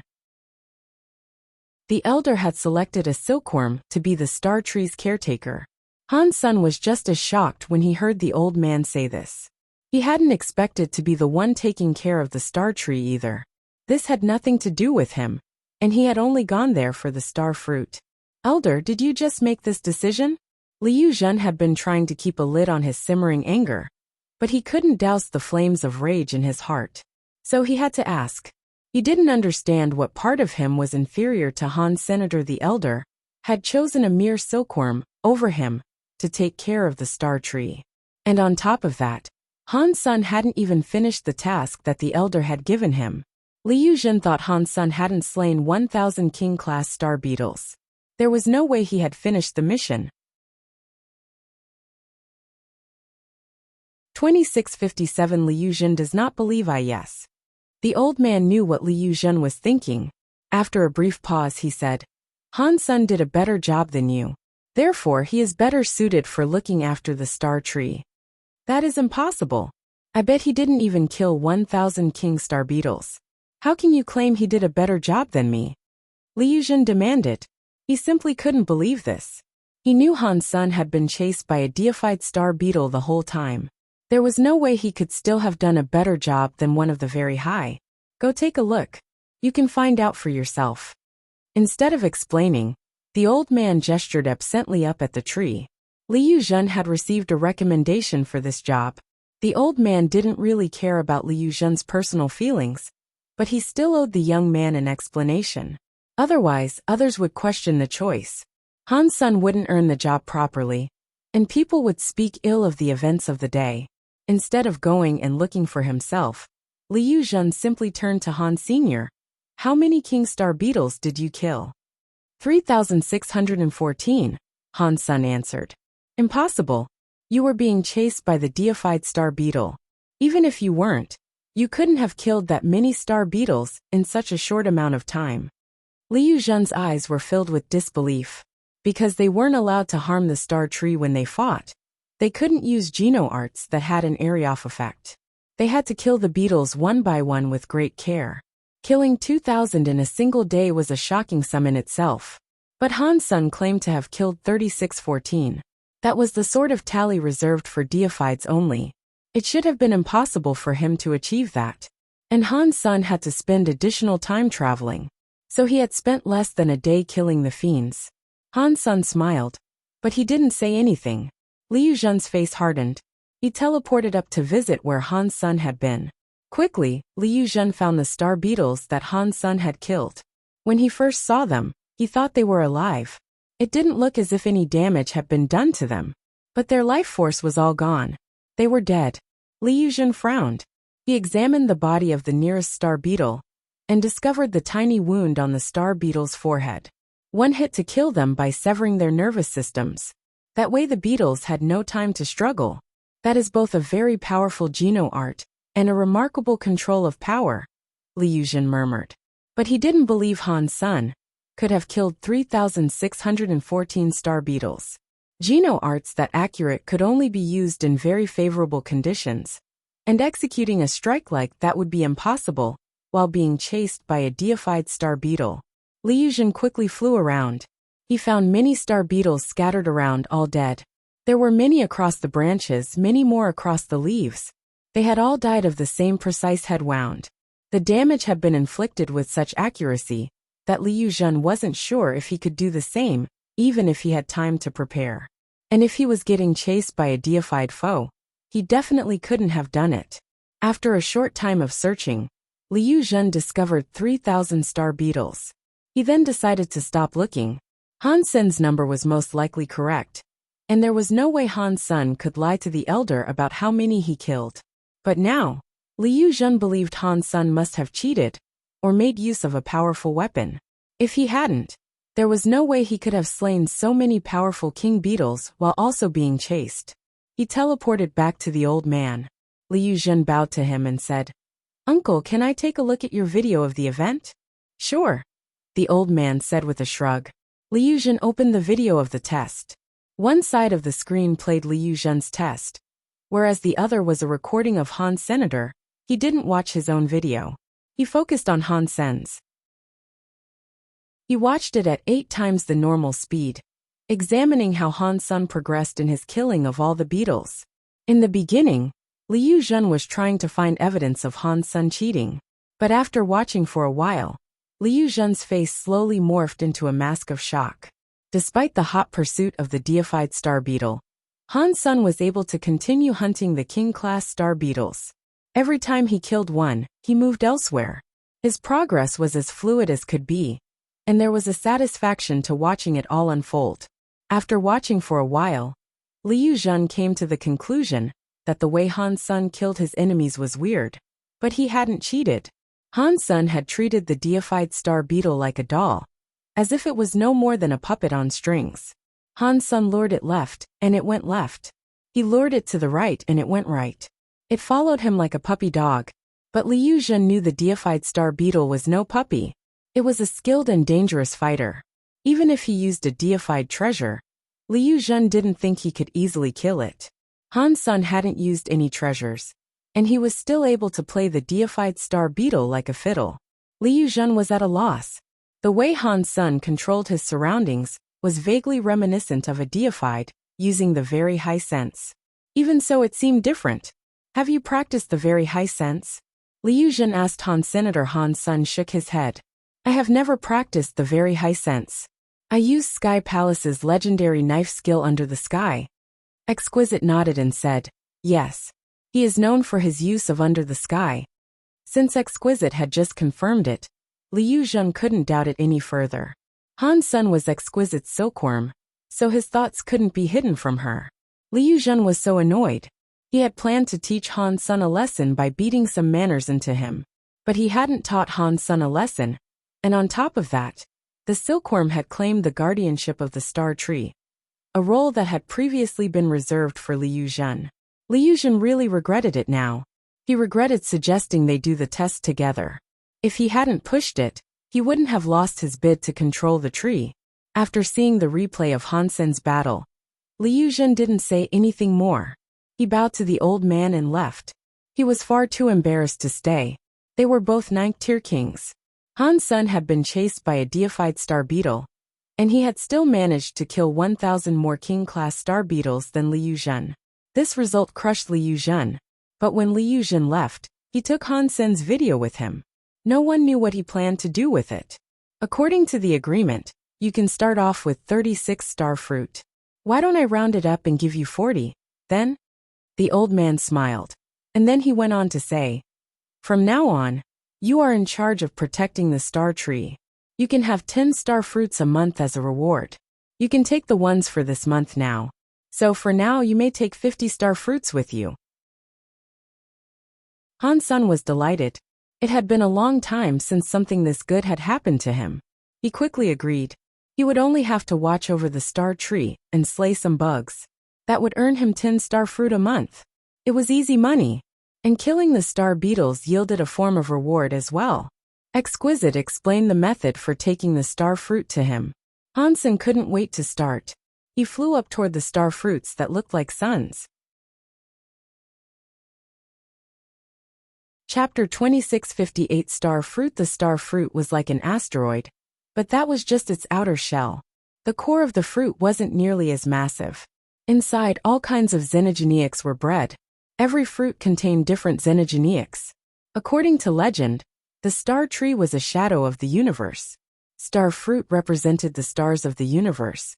So each star fruit held xenogeneics that were specific to the star system that the fruit represented. Thus, star fruit from a single tree could produce many different types of xenogeneics. Of course, that was just a legend.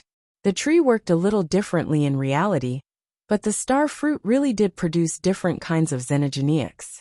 And they were at least king class. Outer sky is an amazing place. If this star tree existed within the normal Geno universe, it would throw the entire universe into war.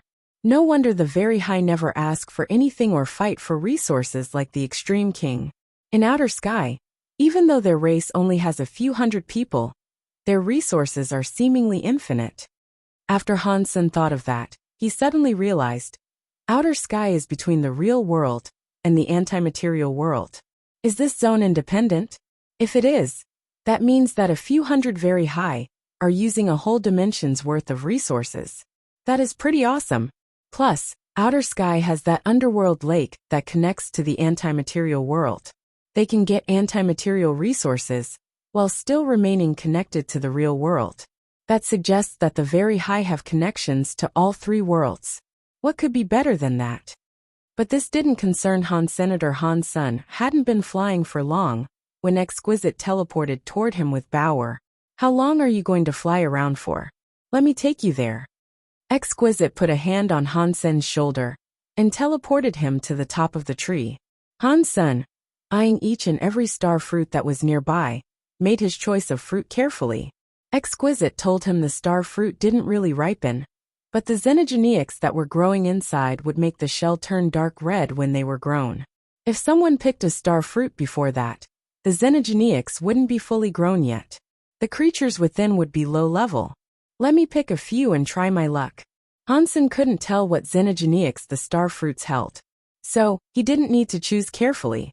He found a nearby star fruit and flew toward it. The shell of that star fruit was already dark red. It looked like a setting sun, the light of which could still be seen as it slipped beneath the horizon. The star fruit was red like an orb of fire. Han Sun flew to where the branch connected with the star fruit. Following the instructions that Exquisite had given him, he pressed his hand against it. And then the giant star fruit fell from the branch. The star fruit that fell was falling quickly. It didn't have the sense of mass and gravity that Han Sun had expected though. It was actually very light. As the star fruit fell, the dark red shell started to melt away. It looked like a giant fireball that was burning furiously, sloughing off layers of itself as it went. The star fruit didn't release energy, like you would expect from a fireball though. It only took a second, and the shell of the giant star fruit dissolved completely. And there was a xenogeniac curled up inside. That xenogeniac looked like a flying dragon. Its head was near its tail, and its wings were folded closed. Its body was covered in green scales. Judging from its long body and tail, it had to be at least 40 meters long. It looks very powerful. It cannot be a deified xenogeniac surely, Hansen pondered, his heart thumping. Exquisite said the star fruits mostly contained king xenogeniacs, and very rarely, they would house a deified. But no matter what xenogeniac it would be low level when it emerged. It would be like a freshly born first-tier king, or in rare instances, it would be a primitive deified. But they progressed like ordinary xenogeniacs after that, of course. They could be grown. How much they grew would depend on their talent. Xenogeniacs were woken from a deep slumber, as they were freed from the core of the star fruit. So they were easy to kill as they emerged. Alternatively, the person who opened the fruit could allow the xenogeniacs to fully awaken. The Very High had a special contract. If the xenogeniac signed the contract, then it would basically become the pet of the person who opened the fruit. Of course, this process couldn't be completed if the xenogeniac was hostile. If the creature resisted the contract, then it would remain dangerous and uncontrollable. That was why the Very High generally activated contracts when the xenogeniac inside the star fruit was still sleeping. Being asleep kept the creatures from resisting, granting a much higher success rate for the contracts. This should be an Iron Dragon. It is a king-class xenogeniac. If it is given enough resources, the Iron Dragon can be turned into a half-deified creature. It is a good xenogeniac to have, Exquisite said to Hansen, as she watched the descent of the green dragon. Hansen was very disappointed though. It was a meager king-class xenogeniac. For Hansen, having such a creature would be practically pointless. Exquisite could sense what Hansen was thinking, so she said, "It isn't completely useless. Star beetles migrate through space, and they only periodically descend to the star tree. If you guard the star tree yourself, you will have to wait for the beetles to descend before taking them all out by yourself. If you had some helpers, however, they could kill the star beetles before they even reach the star tree. Plus, you might need some help once you begin to travel around outer sky. I suggest you sign contracts with most of the xenogeniacs that emerge from the star fruit." Hansen thought that her suggestions were quite reasonable.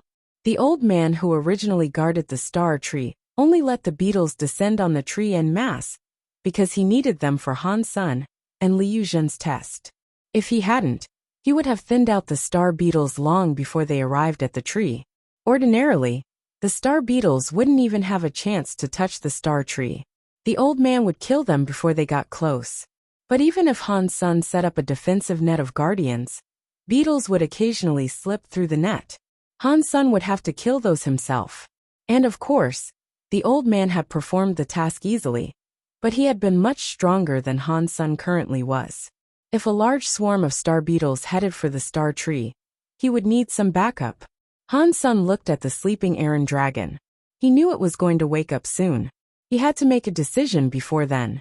If it woke up, he would be forced to kill it. It would be harder to force the creature into a contract once it was awake. Setting aside his hesitation, Hansen used the method that Exquisite had taught him and initiated a contract with the Iron Dragon. When the contract was complete, a weird spell coalesced over the Iron Dragon. The spell flashed repeatedly, waking the Iron Dragon up. The Iron Dragon spread its wings and unleashed a roar that shook the sky. Then, the beast looked down at Senator Hansen curiously sent a thought toward the Iron Dragon, and the creature responded immediately. With a light flap of its wings, it lowered itself by Hansen's feet. Hansen stepped up onto the Iron Dragon's back. "Feeling good," he said. "Having a mount will be pretty nice. I can use this guy like a transport ship. When I get enough resources from around outer sky, he can haul cargo for me.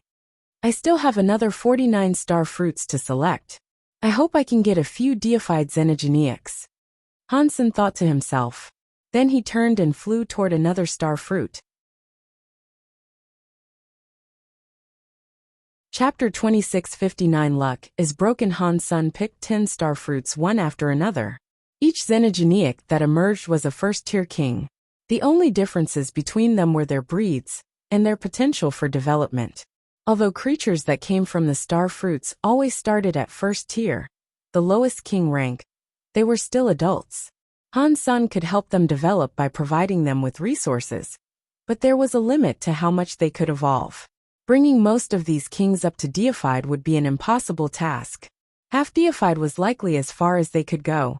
He had yet to find a deified xenogeneic, and that alone disappointed Han. Senator Exquisite comforted him by saying, "Few of the fruit hold deified xenogeneics, so it isn't strange that you haven't found one yet.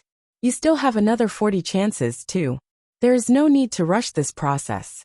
If your luck is decent, then 1 or 2 of your 50 fruit should hold deified xenogeneics." What she said was correct, but it still made Hansen depressed. "Dad, Bauer wants to pick some fruit too," Bauer said, looking up at Hansen and tugging at his clothes. Since Exquisite could feel what Hansen was thinking, Hansen was careful to keep his mind blank. He told Bauer, "Okay, you can help Daddy choose some star fruit, then." Bauer was enthused, and she began to look around with wide eyes. Not long after, she pointed at a star fruit in particular and said, "I want that one." Hansen picked up Bauer and went there. He flew to the top of the star fruit, and Bauer's hand touched the point where the fruit and branch connected. Then the star fruit fell. Hansen watched the star fruit's shell melt away. He knew Bauer always had good luck with things like this, so he was hoping to take advantage of Bauer's good luck to amass an army of deified fighters.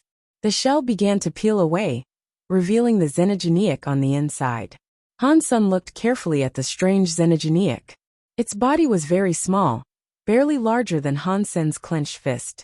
It had really big ears and a tiny Q-shaped tail. The body was stout and circular. It looked like a fat little pink pig. "What is this xenogeneic?" Hansen asked, looking at Exquisite. He could sense that the life force of the creature he had just discovered wasn't strong. It was just like the other xenogeneics he had selected. It didn't have the presence that a deified creature would have either. And presence aside, it certainly didn't look like a powerful warrior. "I don't know.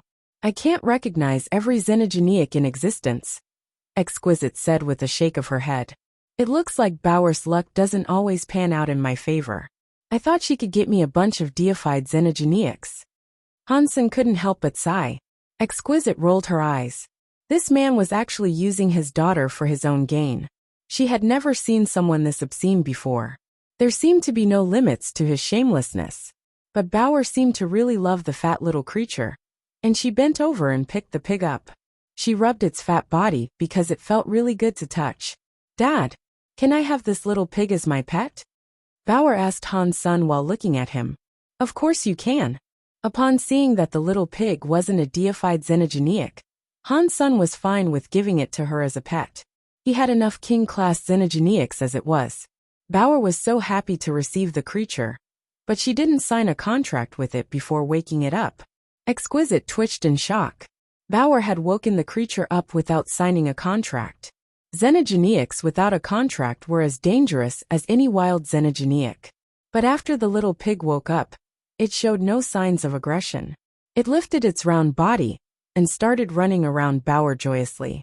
It looked very happy. Bauer picked it up, and the little pig didn't resist. It rubbed its face against Bauer's hand. "Thank God it isn't an aggressive xenogeneic." Exquisite felt relieved.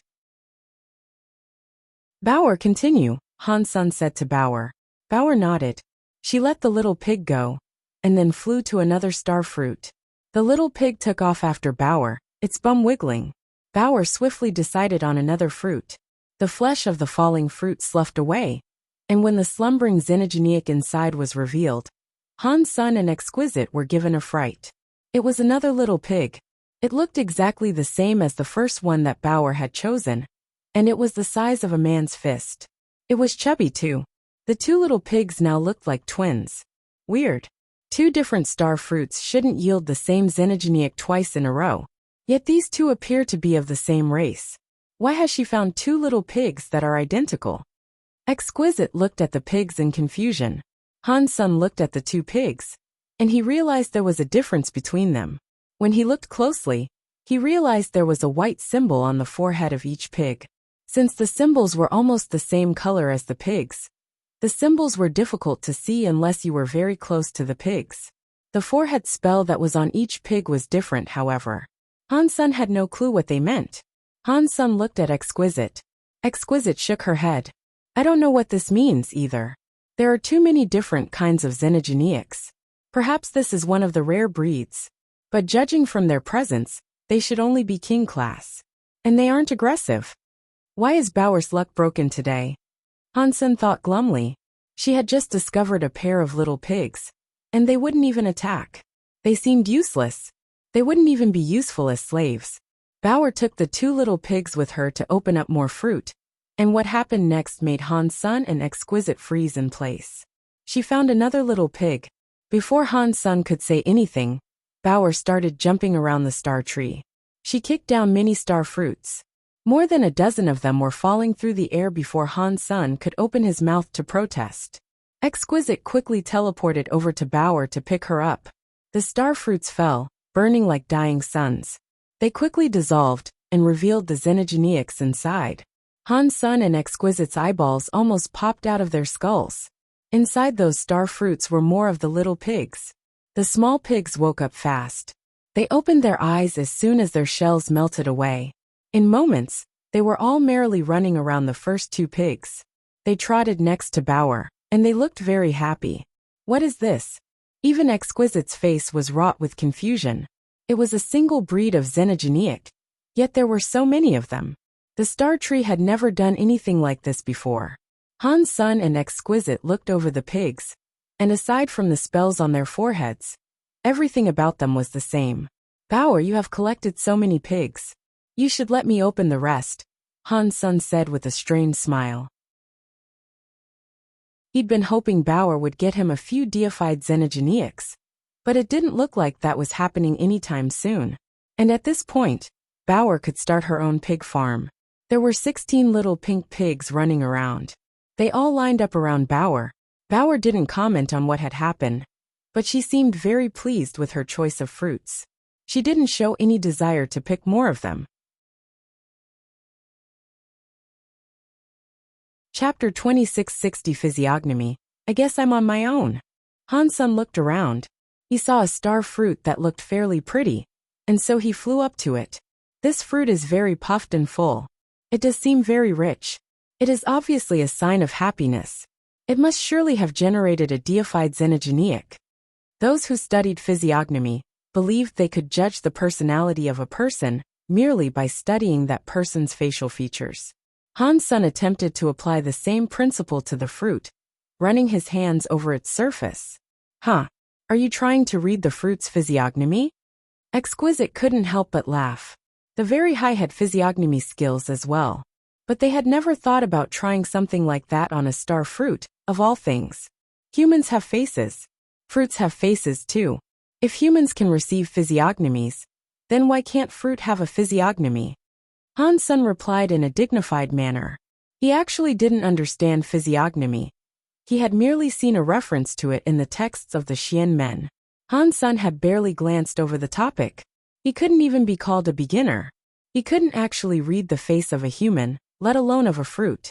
Right now, he just needed something to reassure him that he wasn't making another blind choice. He desperately hoped to receive a deified xenogeneic. But God didn't give people what they wanted very often, and Han's son had thus far only been able to receive king-class xenogeneics. He had selected many fruits, but they all turned out to be kings. He could only use them for grunt work. So, overall, they wouldn't be very useful. After choosing more fruit, Han's son realized he only had 2 left. Upset by his disappointing results, he grabbed the 2 nearest to him and slammed them down. Bauer was useless now. Han's son could only depend on his own luck, and that wasn't working out well for him. The 2 fruits dissolved quickly, revealing the xenogeneics inside them. One of them was a wolf. Han's son immediately recognized that its presence was king class, but the other one made him quite happy for a change. It was a rock giant. It was in a sitting position, holding its knees. It was 10 meters tall, and its body was entirely composed of black rock. It seemed to radiate strength. It looked like a little mountain in many ways. A deified xenogeneic, can you believe it? Finally, I have received a deified xenogeneic. Feeling the mammoth presence of the rock giant, Han's son was thrilled. Exquisite felt relieved. One deified xenogeneic out of 50 fruits was an ordinary shake of luck.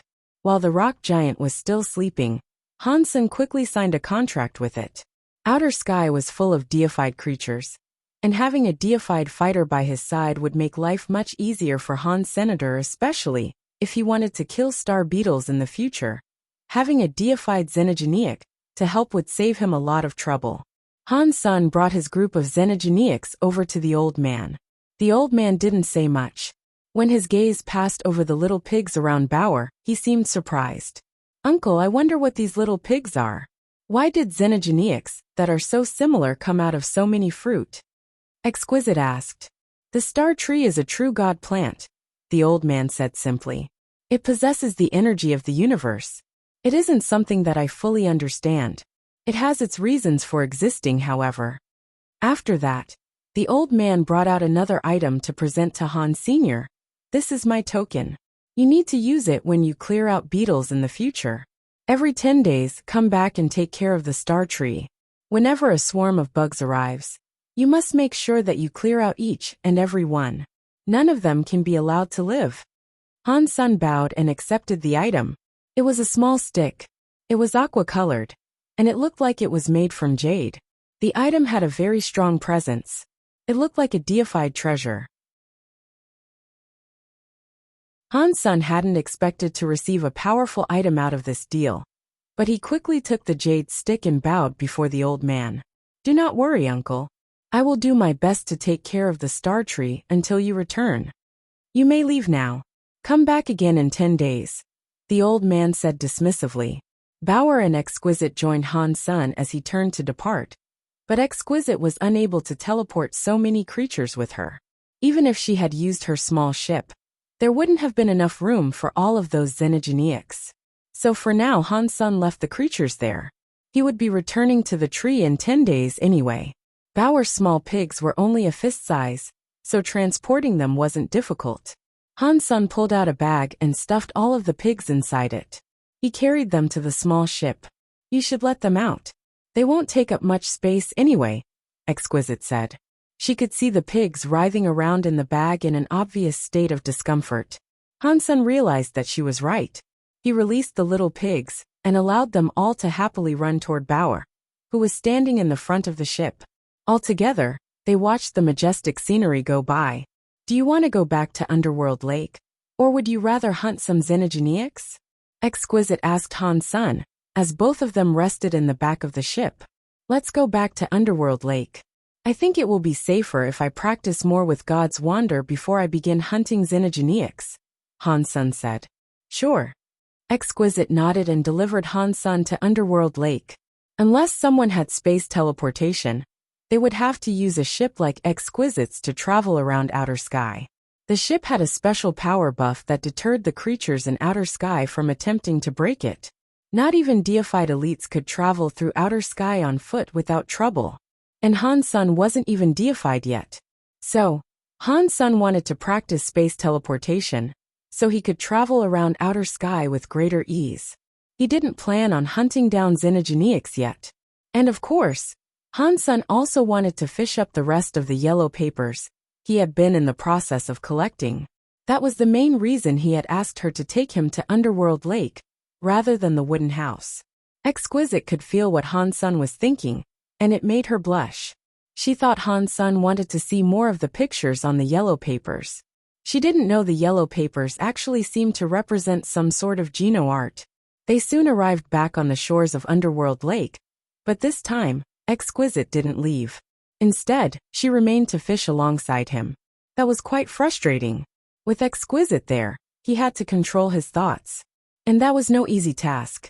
Even Han's son struggled to keep his thoughts in check. Han's son enjoyed practicing his geno arts, and Exquisite got to experience everything that he learned as well. Although Exquisite had already learned God's wonder, watching Han Sun practice allowed her to learn some new things at times. But Exquisite was caught off guard by Han Sun's fishing success. Before she pulled out a single thing, Han Sun had already managed to reel in a few items. But Han Sun only seemed to be retrieving those yellow papers. Whenever Han Sun looked at them, she could feel it. And every time he did, her face blushed. Bao was now close friends with the small pigs, and she played with them nearby as Han Sun and Exquisite fished. The pigs kept Bao occupied. Otherwise, she would have been bored out of her mind. The little pigs continued to look passive, and they didn't exhibit an ounce of aggression. While they made for nice pets, they were useless. Han Sun felt a little disheartened every time he looked at them. After a few days, Han Sun couldn't stand being watched by Exquisite anymore. So he told her that he wanted to go to the core area. But Exquisite told him that outer sky was between the real world and the anti-material world. Due to the presence of space barriers, he couldn't enter the core area. Han Sun tried it anyway, and he really couldn't enter the core hall's door anymore.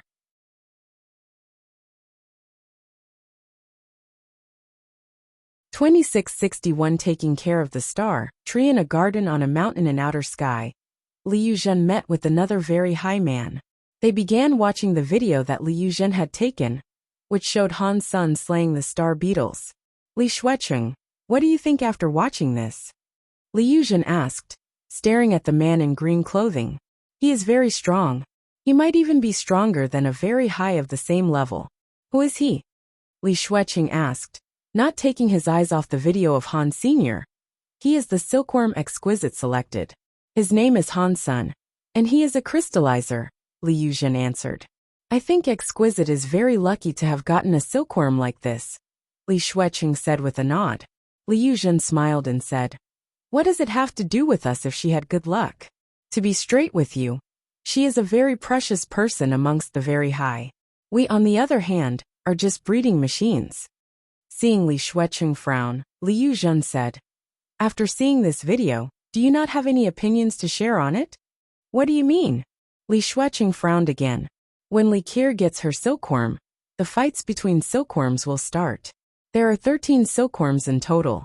So which of them do you think is going to win? Li Yuzhen asked.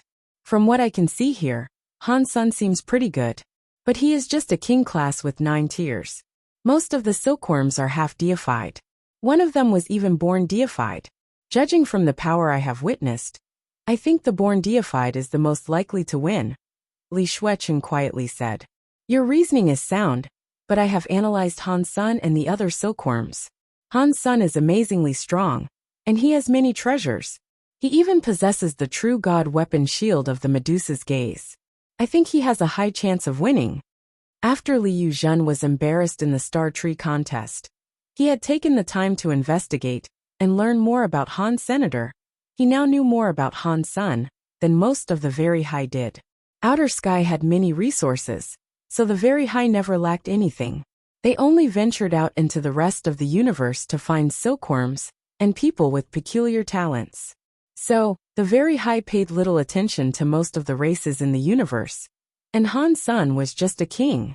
Even an ordinary deified wouldn't garner much attention from the very high. Li Yuzhen passed the information he had collected on Han Sun over to Li Shuecheng. The file included a video of Han Sun using the shield of the Medusa's gaze to turn Meng Lai into a statue. This actually happened. Li Shuecheng was shocked. He went quiet. And then he said, if this video is real, he does stand a chance of winning the battle between silkworms. It is just a chance, mind you. His victory definitely isn't guaranteed. After all, using the power of a treasure doesn't make you as good as a real deified. There is still a big difference in level.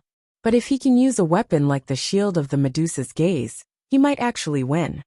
What if this silkworm fight bars the use of treasures? Li Yuzhen suddenly laughed. With his power, of course, he cannot challenge a genuine deified.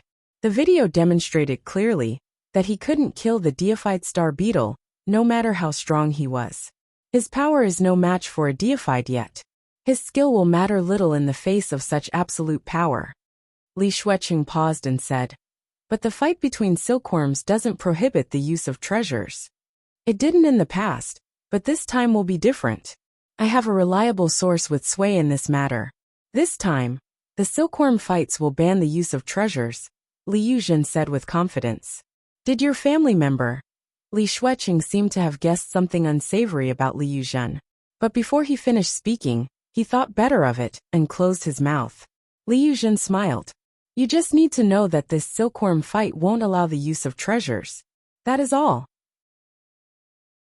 Right now, there are only 4 people who know about this. And you and I cannot tell anyone. The other 2 won't tell either. But what does this have to do with us? Li Shuiqing still didn't understand what the other man meant. Did you forget? Li Yuzhen asked coldly. Silkworm fights are normally so boring. But this one will be rather interesting. If you send out information about Han Sun, do you think others will be like us and believe Han Sun will win the silkworm bouts? That might be possible. After all, the born deified silkworm is just primitive. He is actually weaker than Meng Lai. With his treasures, Han Sun would probably win, Li Shuiqing quietly said. As he spoke, his eyes brightened. He finally understood what Li Yuzhen had been implying all along. You want everyone to gamble and place their bets on Han Sun, so you can take their money? Li Shuiqing's eyes flashed with interest. Yes, and after everyone loses because of their faith in Han Sun, do you think they will be nice to him? Li Yuzhen laughed. You are so evil. You'll be ripping off many people with resources, people that Han Sun might have to visit. If they don't like him, it might be hard for him to earn resources, Li Shuiqing said, understanding. I, Li Yuzhen, won't allow something stolen from me to remain stolen. Li Yuzhen chuckled darkly. Then he said to Li Shuiqing, they will soon announce that this silkworm fight will ban the use of treasures, so you better move quickly. We need people to place their wagers before the news circulates. This seems like quite the opportunity. Why don't you do this yourself? Why did you have to bring me into this? Li Shuiqing asked, somewhat befuddled. I have a background with him, Li Yuzhen said, shaking his head. If I bet that Han Sun will lose, people will grow suspicious. You don't know him, however. We can share this business half and half. You are right. With your relationship to Han Sun, if you bet that he will lose, they will know that there must be something going on behind the scenes. Li Shuiqing laughed and said, sure. Then it's settled. Information about Han Sun soon spread across the very high. The very high became interested in him. Aside from those that studied very high sense, of course. They simply didn't say anything. Most of the very high believed Han Sun had a chance of winning the silkworm fight.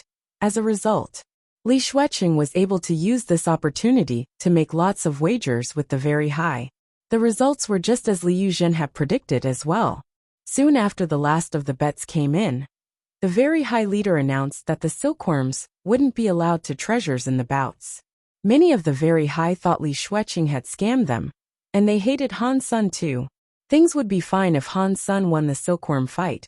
But if he didn't win, many of the very high would lose their money because of him. Even though Han Sun was completely innocent in this scheme, he was affected. Han Sun didn't know that any of this had happened. He continued fishing in Underworld Lake, and after 10 days, he returned to the star tree. The old man under the tree was gone. Han Sun took over the guardianship of the tree. He spent some time searching through the tree's branches, but he found no more pesky star beetles occupying the tree. It seemed as if the old man had cleared them before he left. The star beetle swarms come every 2 to 3 months. You don't have to stay here all the time. Only come when the bugs arrive. Then you just have to kill them, Exquisite said to Han Sr. 2662 The Geno art in reverse because Li Kier had yet to select her silkworm. The silkworm battles were still being postponed. That went on long enough for the star tree to experience another bug invasion. It hadn't been very long since the beetles had last been cleared, though, so Han knew that there wouldn't be many of them in the swarm. He left the rock giant and the other king Xenogeneics near the star tree to safeguard it. Once he was assured of the tree's safety, he went back to Underworld Lake to practice and fish to his heart's content. Why am I not getting any more yellow sheets of paper? A month later, when Han Sun was reeling in his next catch, He noticed that he had brought up a broken shield instead of the usual piece of parchment. That shield was old and broken. It was caked in rust. Han Sen gripped it with his hand, and even a tiny portion of his strength was enough to crush it. What the hell? How did I fish up this piece of crap? Han Sen thought, both disappointed and insulted. But then he thought to himself, if I'm no longer pulling up sheets of paper, does that mean I have finished collecting the last of them? Since Exquisite wasn't around, Han Sen brought out all of his yellow sheets of paper. He lined them up according to their numbers and placed them within the cover. It really was a complete book now. 365 pages. That is a magically significant number. Starting from the first page, Han Sen read the contents again. Usually Exquisite was there. Whenever she was present, Han Sen didn't dare to think or practice. He only practiced God's wonder and very real body in front of her. Both of those were the Geno arts Exquisite had given to him herself. Having only those two techniques to practice had gotten quite boring. But now that he was looking at the Xian Yellow Sutra, his interest and vibrancy were coming back to life. This book fascinated him. Even though the Xian Yellow Sutra had no text, and there were just pictures, after Han Sen observed it in depth, he started to feel a chill. The entire situation was weird. How could a paper that was fished up from Underworld Lake contain pictures of the human body? Han Sen considered the possibility that the pictures weren't depicting humans, but a race that simply had similar features to humans. But after a thorough investigation of the red and blue lines that crisscrossed the figures in the pictures, goosebumps began to flare up across Han Sen's body. The lines in the pictures were like the Blood Pulse Sutra. No, this Geno art wasn't similar. It was the opposite. It was like the Blood Pulse Sutra but in reverse. Han Sen didn't know what would happen if one was to practice the Blood Pulse Sutra in reverse, but that was what the Xian Yellow Sutra appeared to be. Is someone trying to use this Xian Yellow Sutra to trick me? Han Sen frowned. He had no idea what to make of this situation. He had fished up a human Geno art from the Underworld Lake, and rather than being some random skill, it was a reversed version of the Geno art Blood Pulse Sutra. It was all so very weird. But it didn't make sense that this was being orchestrated by someone who was trying to mess with him. Underworld Lake connected with the anti-material world. No one was able to actually go there. And even if someone had gone down there, no one should have known Han Sen could practice the Blood Pulse Sutra and given him the same Geno art in reverse. Han Sen looked at the Xian Yellow Sutra with a complex expression. He didn't dare practice it. He didn't even want to think about it. He actually wouldn't have to practice it. If he ever wished to use it, he just had to cast the Blood Pulse Sutra in reverse. But Han Sen had no idea what would happen if he tried that. The pages of the Xian Yellow Sutra didn't suggest what would happen either. He couldn't guess what the ramifications of running the Geno art in that manner would be. What is going on? Han Sen wanted to find someone from Blood Legion to ask, but he was in outer sky. He was now disconnected from the outer world. He couldn't simply call up a Blood Legion member now. Han Sen put away the Xian Yellow Sutra. He didn't dare look at it anymore. If he was still interested in it in the future, he could cast the Blood Pulse Sutra backward. God only knew what might happen if he did that, though. It would be great if Mr. White was here. With his knowledge of the universe, he should be able to help me analyze what this Xian Yellow Sutra is all about. Han Sen wished he had spent more time studying. Now, he really regretted that he hadn't taken the time to study the Xian Men knowledge. If he had, he might have been able to tell what exactly was going on here. While he was thinking furiously about what to do, the small jade figure's triangle symbol lit up again. Han Sen quieted his mind and forced himself into thinking about the very real body. Not long after, Exquisite teleported nearby. She wasn't alone, however. She had brought Likier along with her. Han Sen hadn't seen Likier since they parted ways in the core area. She looked a bit sad now. She clearly wasn't as happy as she had been at the beginning of the year. Exquisite introduced Likier to Han. Senator Likier remembered Han Sen, but she had no idea he was her coveted dollar.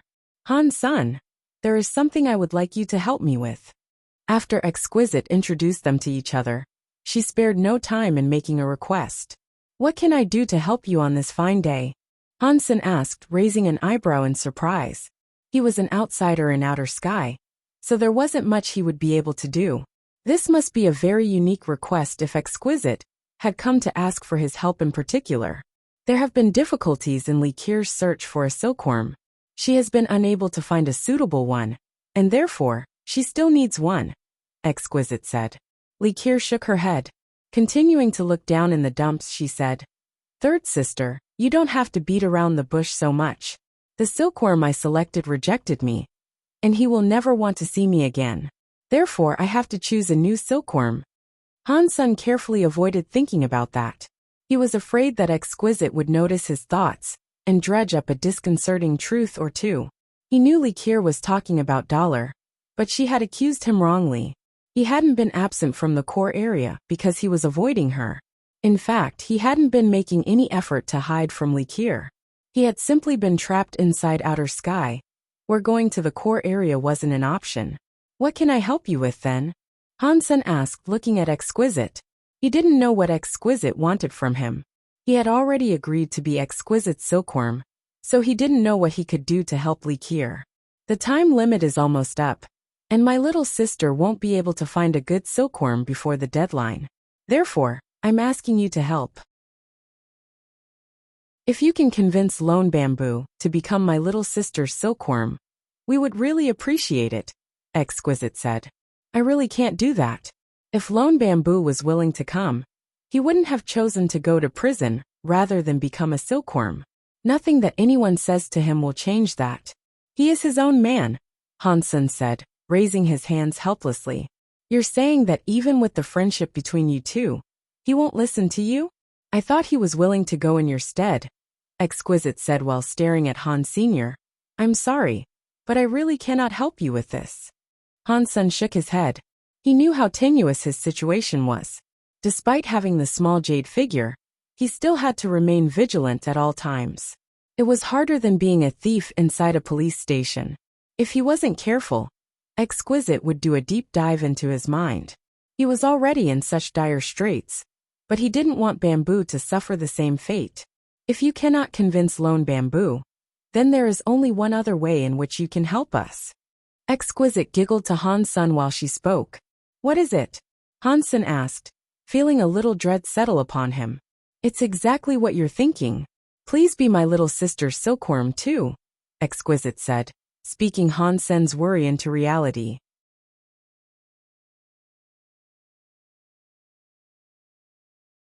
Chapter 2663 Twice the Benefits. How would that work exactly? Han-sun looked at Exquisite in shock. "What's strange about it? Since you're already being watched by one person, being watched by another is practically the same. You just need to share your experiences with one more person. It won't be detrimental to you in any way, and you can double the benefits you receive.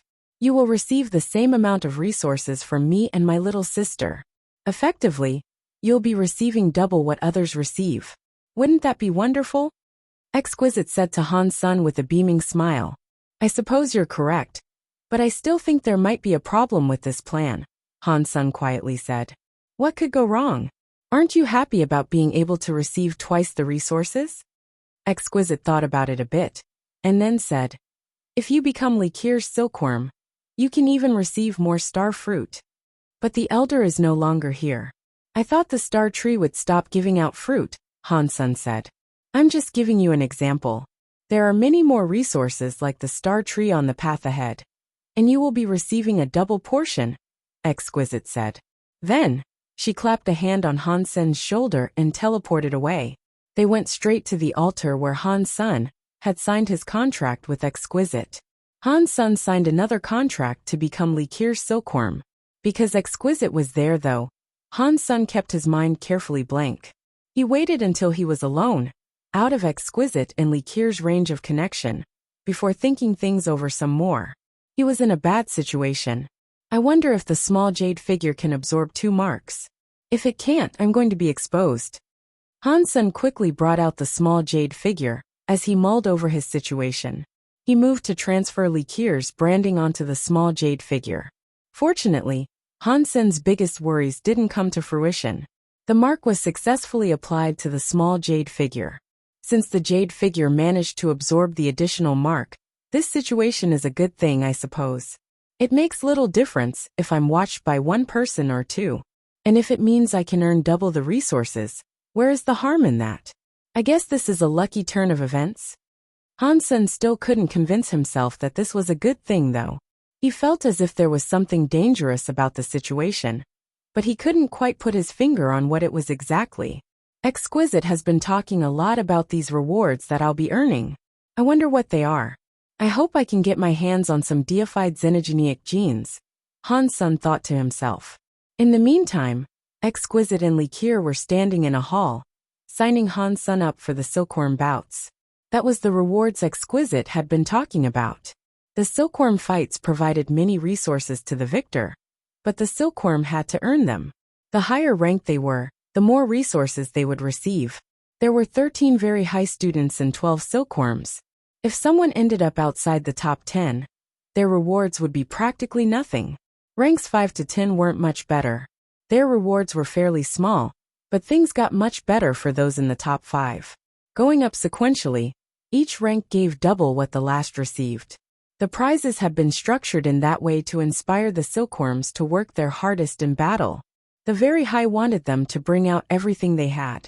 It was important for the young very high to feel the life and death fights of their silkworms. They needed to feel every ounce of emotion such battles could draw out. And they could do it all from the comfort of their seats. They could experience the dire straits of mortal combat without ever putting themselves in danger. Only the very high had a system that allowed their students to do such a thing. The very high were surprised to find out that Exquisite and Li Qier were sharing the same silkworm. It had happened before in the history of the very high, but it was a very rare occurrence. The very high that practiced the very high sense didn't comment on the arrangement, but the very high like Li Yuzhen were less reserved with their opinions.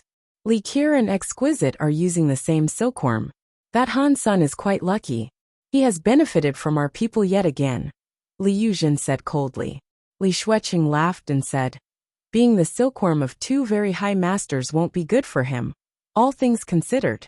Although he can earn double the resources, his responsibilities will also be doubled.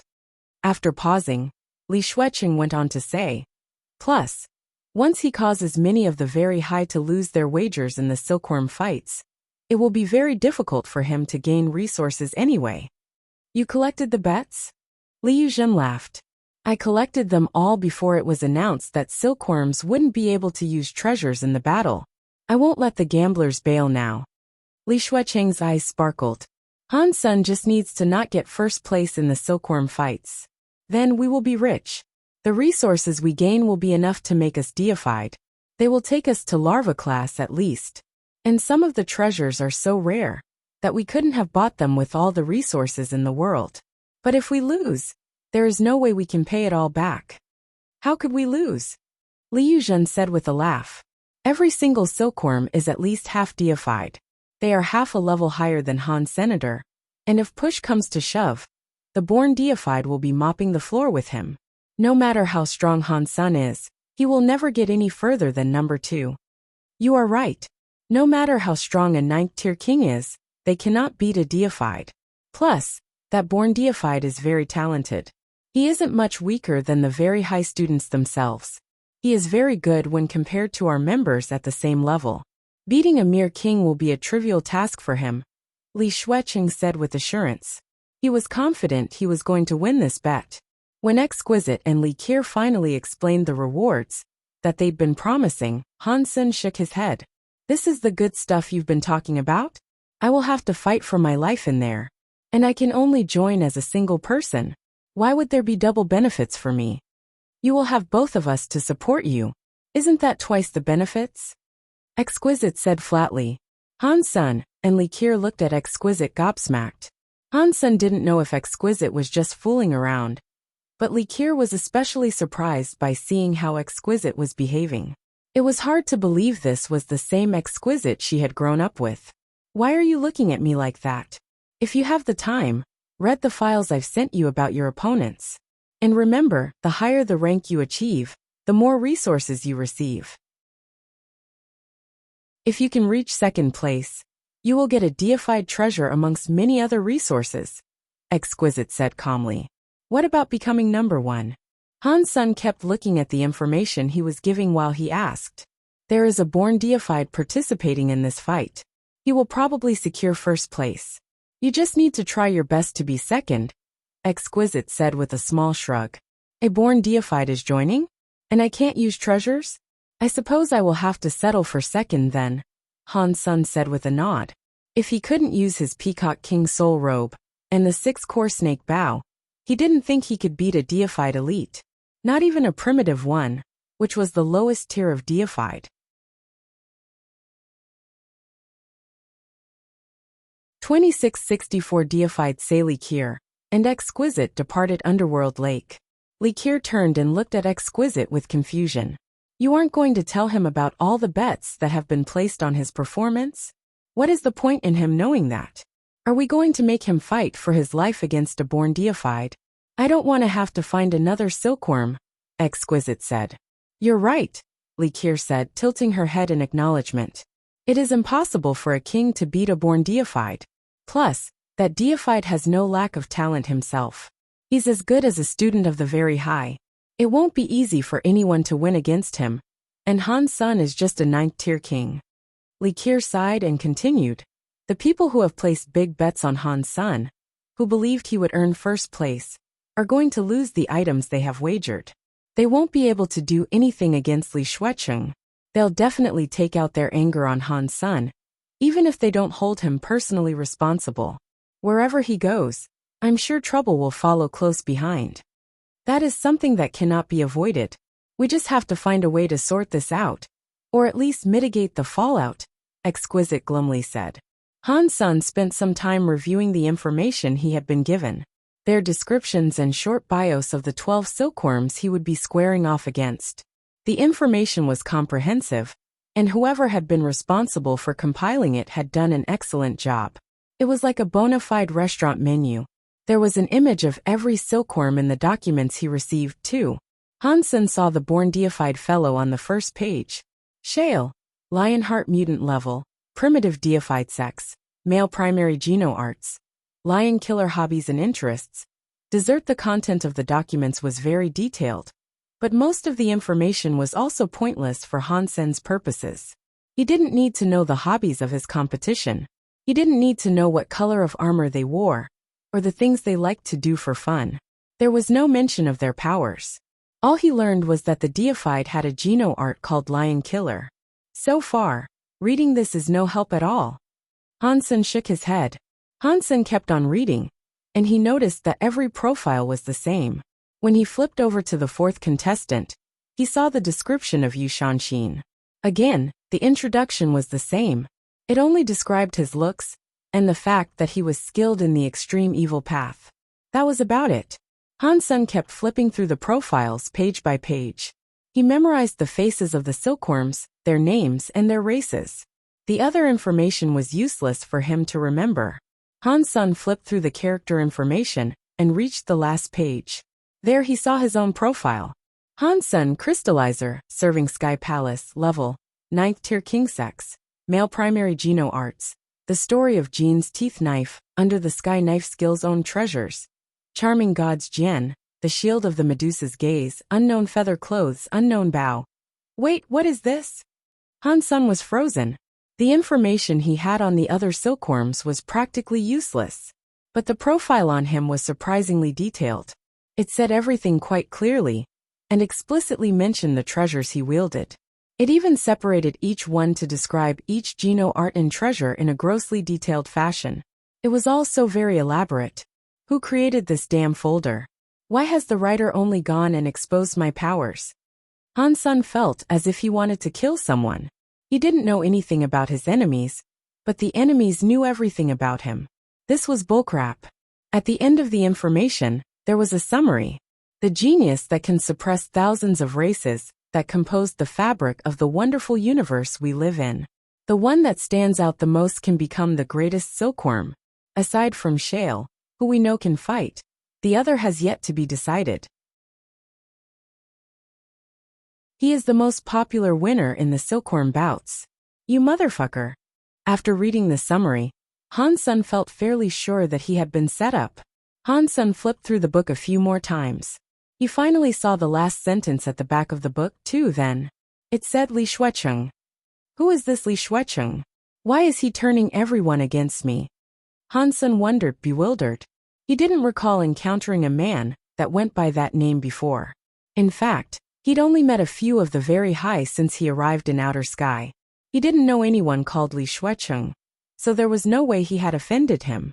Are Li Shuecheng and Li Yuzhen working together? Han Sun wondered to himself. Aside from Li Yuzhen, he could think of no other person of the very high who would want to see him down like this. Thinking of this, Han Sun was given a shock. He realized that the silkworm's bouts wouldn't be as easy as he initially presumed. Han Sun flipped back through the folder and read the details of his opponents again and again. They were all top-class fighters. There were many of the Extreme King there, and Yu Shanshin was one of the Sky. And in regards to Shale, who was a Lionheart, it was actually a nameless race. There was only one half-deified among his people. Shale just so happened to be the son of that half-deified, but for some reason, there was a gene mutation when he was born. It led to him becoming deified. He was extraordinarily talented. After the God Spirit Touches test, he was registered as a 10 armor talent. Following his lead, the race of the Lionhearts had gained wider renown. If he hadn't been selected by one of the very high students to become a silkworm, he would have been planning a fight for a lantern. Shale was chosen to be a silkworm 4 years ago. He had been practicing in outer sky for a long time, and he was so talented. With all that extra time to practice and refine those talents, it was easy to imagine how scary he would be as an opponent. If I can use treasures, I'll definitely be able to beat Shale and reach first place. If I can't use treasures, then I will fail to defeat Shale, and possibly all the other silkworms as well. Even setting aside the others, I'll have to fight Yu Shanshin. That guy will be very hard to deal with, Han Sun thought to himself. At the back of the folder, there was a list of all the rewards one could receive from various placements in the silkworm bouts. When Han Sun saw the reward for first place, his mouth gaped. What is a deified treasure set?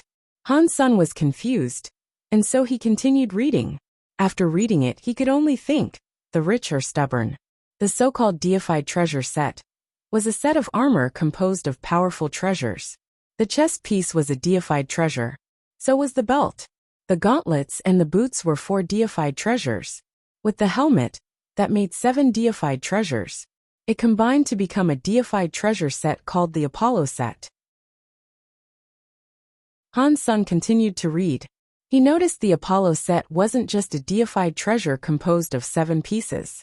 Each piece was an individual deified treasure. They were all primitive class. If Han Sun used them all together, it would allow him to make use of special substance chains. That would put him at transmutation level. The second place contestant would receive 1 deified treasure. There were other resources that would be awarded as well, but none of them were deified. There was a wide gulf of prestige, separating the rewards for second place, and the rewards to be earned in first place. The folder included a photo of the Apollo set. The entire thing shone silver like a polished mirror. It looked badass and mysterious. It seemed to radiate glory. Han Sun read the description of the Apollo set, and after reading it, he felt himself starting to drool. If a user hadn't reached deified, they couldn't activate the Apollo set's power. But if multiple people used the pieces of the set simultaneously, the 7-piece set could activate Apollo's wings, which were the substance chains. They had primitive power, and a king could control them.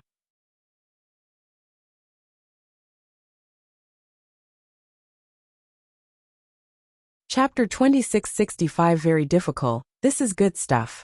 The very high can hand out rewards like this for something that is little more than a game to them?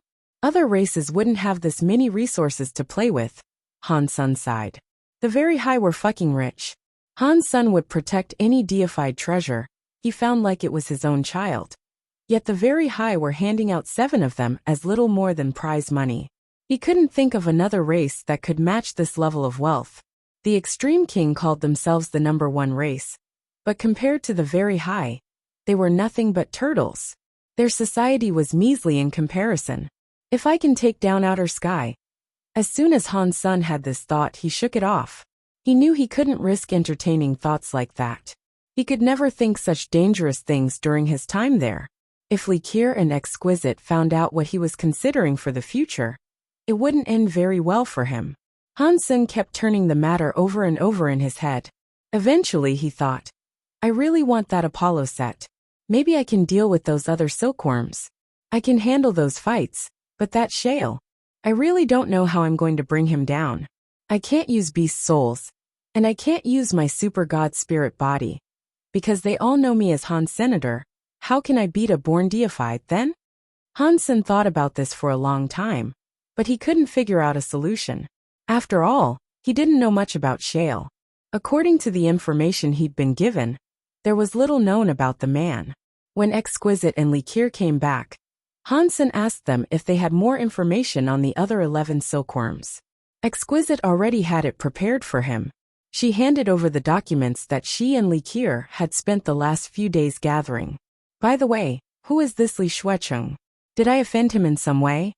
Han Sen asked, pointing to the first folder. He showed them the back and the name of the editor that was written there. He is connected to Liu Zhen, Exquisite admitted after a moment of hesitation. Han Sen couldn't read Exquisite's mind, but he was a very observant person. Exquisite was obviously reacting strangely. He knew there was something between the lines here. Has Liu Zhen done something? Han Sen asked.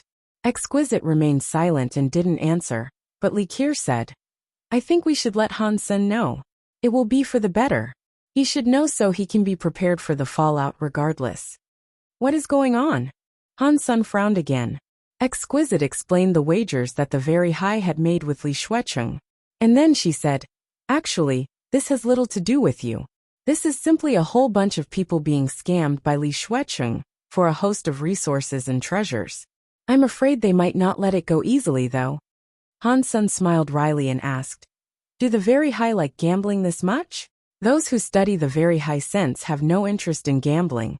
But the other branch of our crooked tree, I think Outer Sky is too safe. The Very High on the other side don't know what it is like to fight for your life in the face of adversity and death. Some things come too easily to them, and as a result, they don't treasure what they have. Likir shook her head and sighed.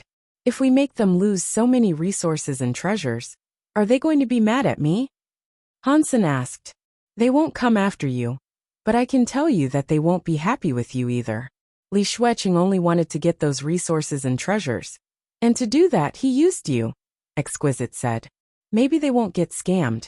If I help them win a lot of resources and treasures, wouldn't they be more inclined to help me out in the future? Han Sen said with a dark laugh. Of course. They control many of Outer Sky's resources. It can be difficult to avoid interacting with them. And if they like you, things will go so much easier for you. After that, Likir looked at Han Sen with shock. What are you going to do? It's simple, isn't it? To solve all of this neatly, I just have to end up number 1 in the silkworm fights, Han Sen growled.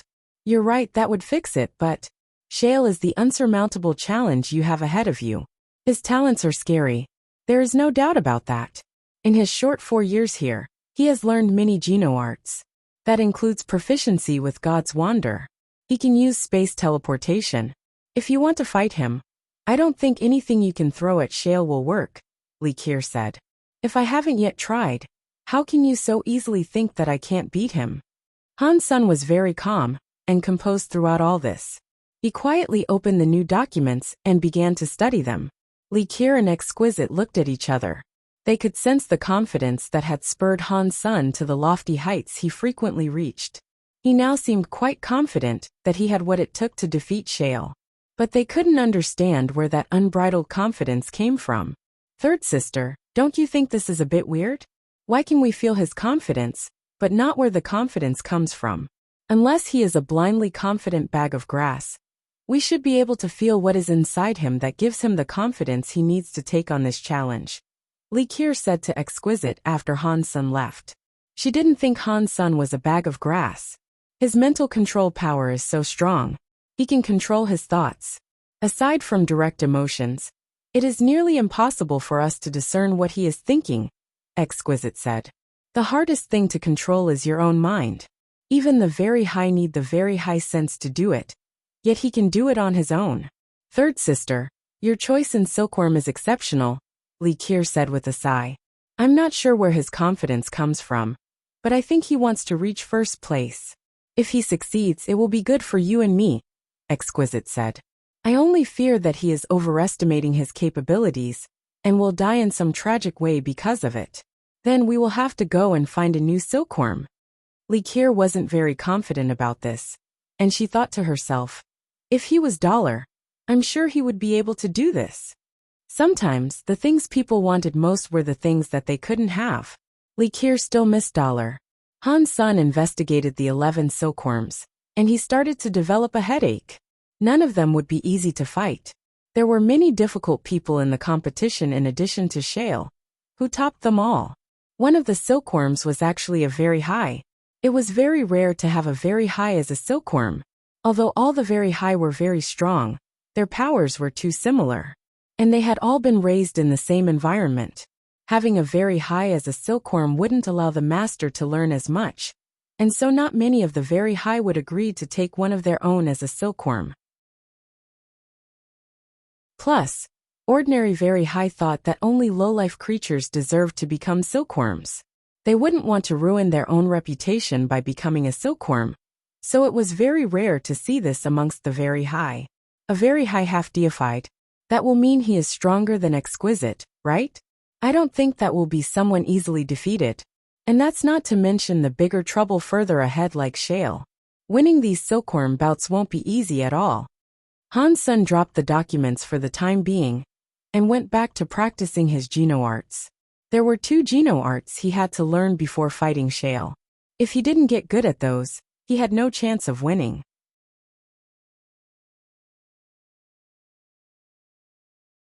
2666 Mysterious D, sir. I want to go to the core area. Is there any way for me to do that? Han Sun asked Exquisite the next time he saw her. He seemed to remember that when Li Qiu was in the very high, she frequently traveled to the core area. But Exquisite had told him that being in outer sky shut off his access to the core area. He thought she might have been telling the truth, since the many times he tried to access the core area had all ended in failure. There is a specific place in outer sky that you can go to that allows you to open the core hall door. But this is a place that not even students of the very high can go to. If you have an urgent emergency that requires you to access the core area, perhaps I can help you. Li Qiu looked at Han Sun with curiosity.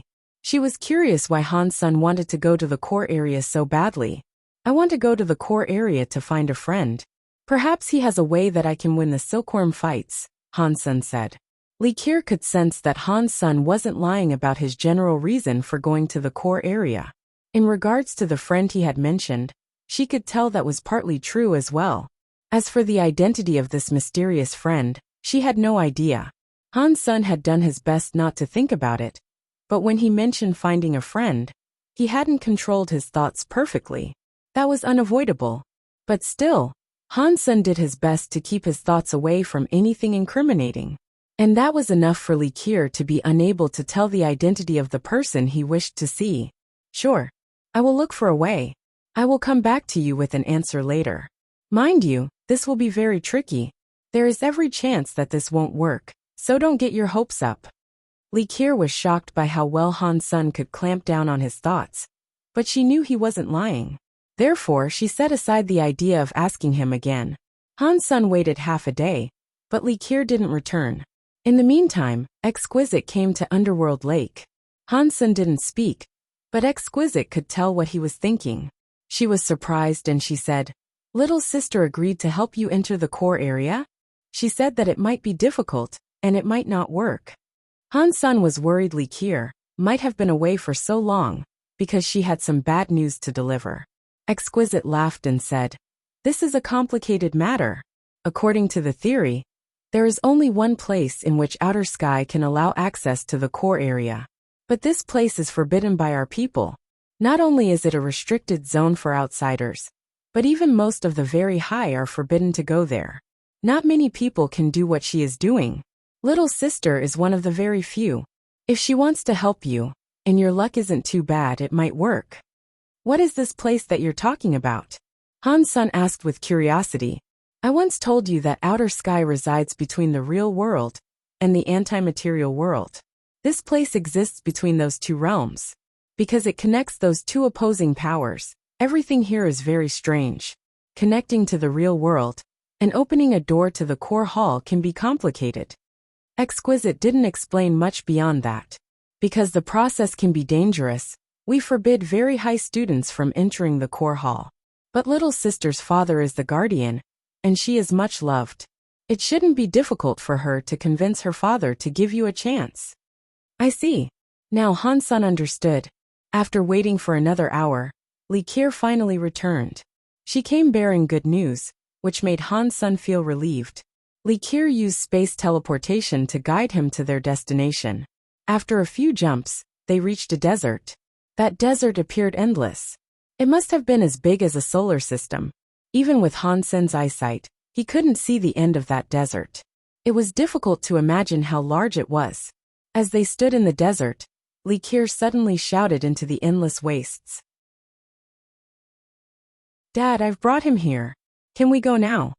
A crazy wind suddenly spawned in the quiet and dead desert. The raging wind threw yellow sand into the sky, then morphed to present the face of a very high man. Remember, don't go past the 3 lines, shouted the very high man. He looked like a sand god, and his voice sounded like thunder. I know. It doesn't matter how many times you say it. I won't forget and go beyond the 3 lines. We only want to go to the core area. That's all, Li Qier said nicely. The sand deity-looking man shook his head. He couldn't stop Li Qier from doing this. The wind blew, and then the sand collapsed back onto the ground. The sand god disappeared, and silence returned to the desert. Let's go, Li Qier said.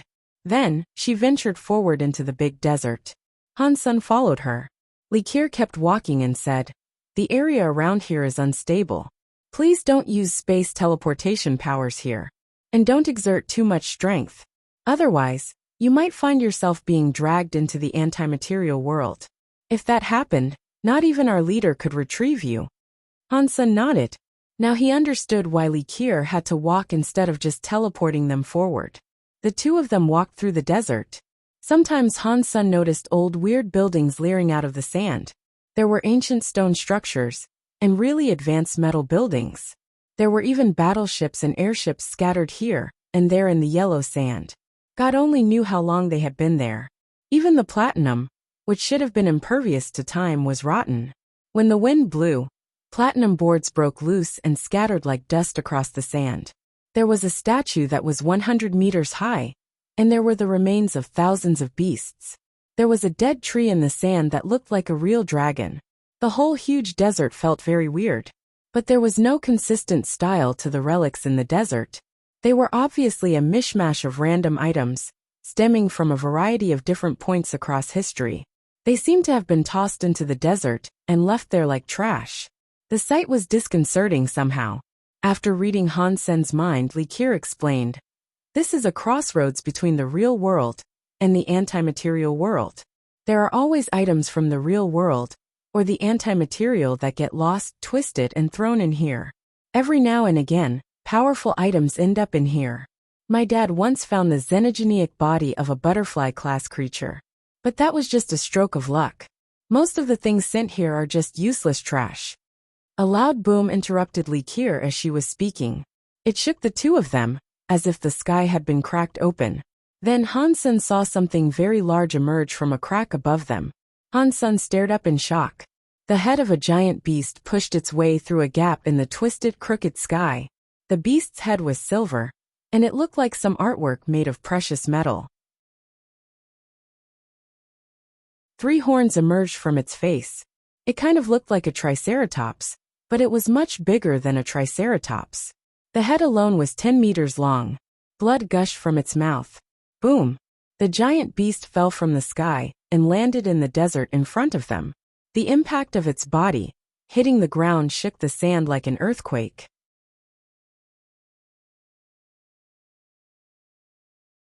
(2667) Meeting Destiny again. Han's son stared at the giant beast that had fallen into the sand. It looked a lot like a triceratops, but its body was silver and white, and a large pair of wings spread from its back. It was hard to say what race it belonged to. It seemed badly injured, and grievous wounds covered its entire body. It was struggling to get to its feet.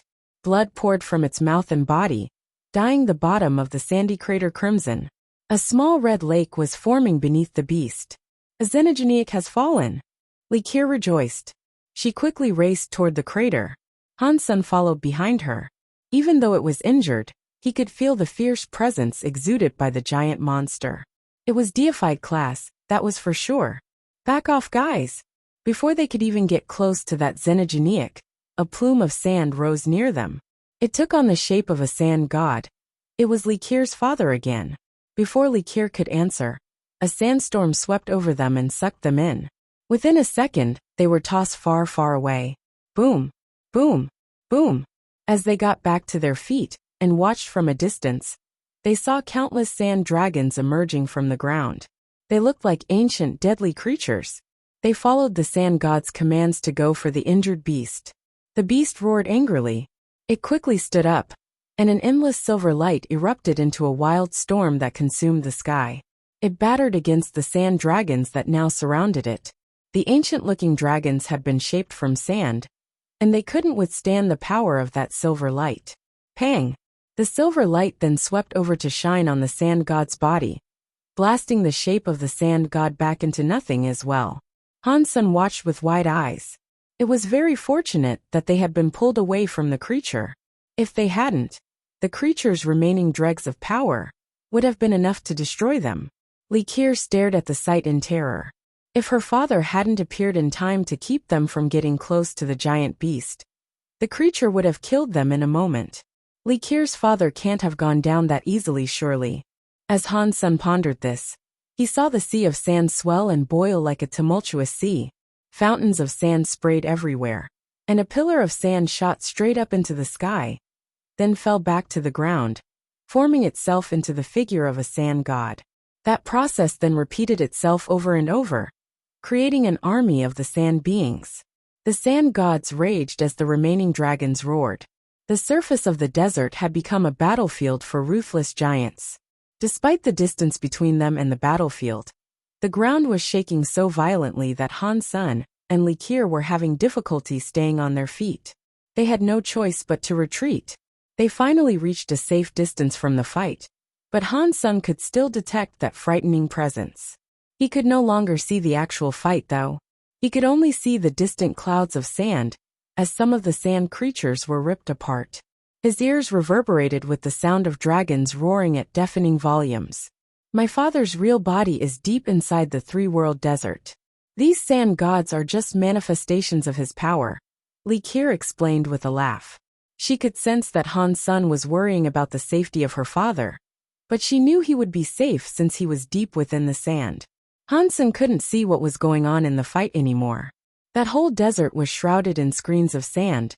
After a very sad scream, the scary rumblings in the desert came to an end. And then all the dust settled. A sand god appeared on the horizon and came toward them, telling them they could proceed. Father, you killed the Xenogeniac? What was its level? Why was it injured and still so scary? Likir curiously asked the sand god. I don't know. It was dragged into the anti-material world, the sand god answered. Then it disappeared. Likir wished to ask something more, but he was already gone. So, she resumed her journey across the desert with Senator. The massive battle had changed the sandy landscape. Many of the weird buildings and items had been revealed from beneath the sands that once buried them, and the buildings and battleships that had once been there were now gone. Hansun didn't know if they had been destroyed, or buried deep beneath the sands of the desert, or what. Hansun looked around. When they reached the location where the giant beast had fallen, a large section of the desert was dyed red. But they couldn't see the body of the giant beast anymore. It is a shame that the beast was sucked into the anti-material world. Despite its injuries, it was able to do battle with my dad for so long. It must have been a larva-class deified Xenogeniac, at the very least. Likir looked at the red sand regretfully. Hansun felt that it was a shame too. If he had been able to stab the creature once, he might have been able to nab a beast's soul. That Xenogeniac was so strong. and its beast soul might have been equally powerful. Han Sen kept walking, looking around as he went. Then suddenly he froze. Some distance away in the desert, Han Sen saw a tower that was built from stone. That old tower was leaning visibly, and it looked as if it might fall over any second. Han Sen looked at the stone tower's plaque. Written there were the two words, Destiny's Tower.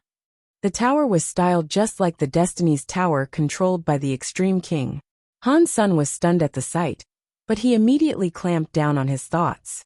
He wasn't going to let out any memories associated with this tower.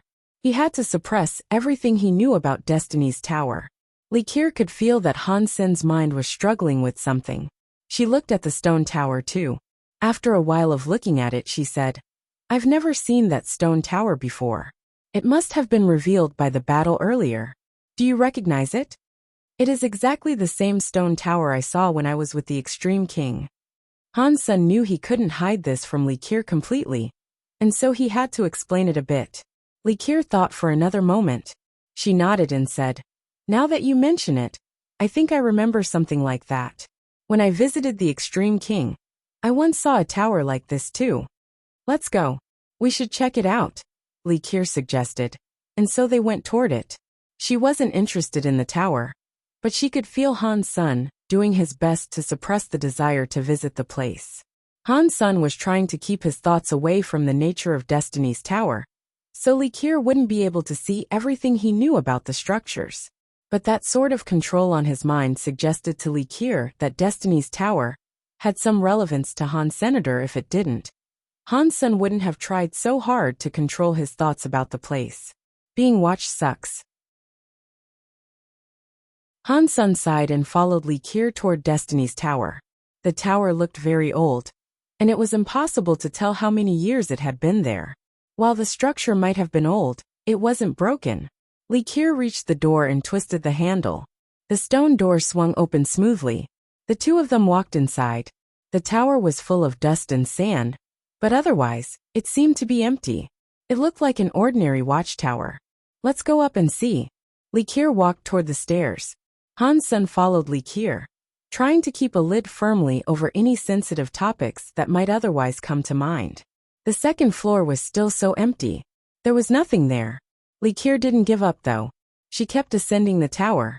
The whole tower seemed to be empty until they approached the 7th floor. "Huh, there is someone here."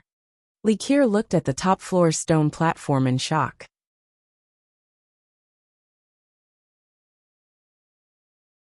"2668 empty, goat in a large stone platform. A man was sitting with his legs crossed. The man was very still, and Han Sen couldn't sense any presence of a life force within him. It looked as if he had been petrified in that position. Han Sen's face looked weirded out, and he couldn't help but think, "This is so similar to what I saw in the Destiny's Tower of the Extreme King." The man over there looked quite a bit different though. Li Qiu heard Han Sen's thought, and she looked at the man atop the platform with shock. "Weird. It is a creature, but why does it not have a life force?" As a look of confusion crossed Li Qiu's face, the man on the stone platform opened his eyes. He looked at them and said, "I am empty God. The fact that you have met me today is surely the working of fate. I can fulfill any wish you speak. You can make any request you desire." "Not again." Han Sen's heart jumped. Li Qiu looked at the man coldly and said, "How dare you call yourself a god in front of the very high? Not even the ancient god would refer to themselves as proper gods." After that, Li Qiu swung a sword light at the man. She struck too fast for Han Sen to try to stop her. The sword light came down on the man's head, but the man didn't even have to move. The sword light crashed against one of his eyebrows. Pang! The man's eyebrow wasn't even ruffled. Li Qiu was hurled back by a scary force. The power was so strong that it swept past all of Li Qiu's defenses. She was thrown into the wall hard, and she coughed up a mouthful of blood. She passed out and fell into a coma. Her life force faded quickly. "How dare you challenge a god's dignity and question his authenticity? This is your punishment. But seeing as this is your first infraction, the punishment will not be severe," the man said in an icy voice. Han Sen quickly ran toward Li Qiu and checked her vitals. She had only fainted, and while her life force was fading, It was seeping away slowly. She was in no immediate danger. He thought to himself, "This god seems different from the other one I met. I remember the man in the Extreme King's Destiny's Tower shouted empty god. Is this the empty god he was referring to?" "Now make your wish," empty god said, looking at Han Sr. "My life is perfect as it is, thanks. I have a wife, a happy family, great kids, and I always get what I want anyway. Add to that I'm super rich. I have everything. I don't need anything more. Can I choose not to make a wish?" Han Sun looked at empty god as he spoke. Han Sun didn't know if this empty god was the same as the other god. If it was the same, then this really was just a statue. It wasn't the true self of the god it represented. Therefore, he didn't have to worry too much. The black crystal armor could wipe it out in a heartbeat. If this was the god's real body, though, then a fight might be a bad idea. Han Sun wasn't sure if the black crystal armor could also defeat these gods in their real forms. "No," empty god said coldly. Han Sun's heart felt ill. He ignored empty god, picked up Li Qier, turned around, and started to run. Empty god only looked at Han Sun peacefully. He didn't look as if he was going to stop Han Sun from leaving. Han Sun was trying to figure out whether or not empty god was really going to fight. He was also doing this to test the black crystal armor, and sense if there was any movement from it. But its life force was hidden, so he couldn't feel anything. Empty god didn't stop Han Sun either. Still holding the unconscious Li Qier, Han Sun departed the 7th floor. He went down floor by floor without being stopped by any aggressive powers. Finally, he reached the 1st floor of Destiny's Tower. But when he reached the 1st floor, Han Sun froze. There should have been a door at the bottom floor of Destiny's Tower, but there was none. There was only another stone staircase leading farther down into the tower. "I've already reached the bottom floor. Why are there more stairs that can lead me down even farther? Have I remembered it incorrectly? And this is actually the 2nd floor?" Han Sun quickly dismissed that idea. Destiny's Tower only had 7 floors, and with his exceptional memory, he couldn't have been wrong. Han Sun reached out a hand to where the door should have been, but there was just a wall there. It wasn't an optical illusion. There really wasn't a door. Pang! Han Sun threw a punch at the stone wall. With his strength, even a mountain would have been destroyed by one of his punches. But the stone wall didn't buckle, and there wasn't a single scrape left on its surface. Han Sun frowned. He knew that nothing would be achieved by using brute force. He looked at the stone staircase, then turned and continued walking down. When he reached the floor below, he noticed that there was another stone platform. The stone platform had that same man on it, the one who had called himself Empty God. It was exactly as it was on the 7th floor. "Make your wish," Empty God said. Staring expressionlessly at Senator Han Sun gnashed his teeth. Still holding Li Qier, he continued trying to descend the stairs. There were more of them, and he swiftly descended another 7 flights. He was still unable to find the 1st floor and its door. He only found more and more stairs. After walking down the stone stairs for a while, Han Sun realized he always came back to the 7th floor of the tower. There he saw Empty God again. Is this some sort of space power? Does it connect the 7th floor and the 1st floor to create some sort of weird Mobius strip? If that is true, no matter how far I walk, I will never reach the exit of this tower. I will just keep looping the same route over and over again. Han Sun tried using teleportation powers, but it was to no avail. No matter where he tried to teleport to, he always reappeared inside the tower, just in a different location each time. "Make your wish."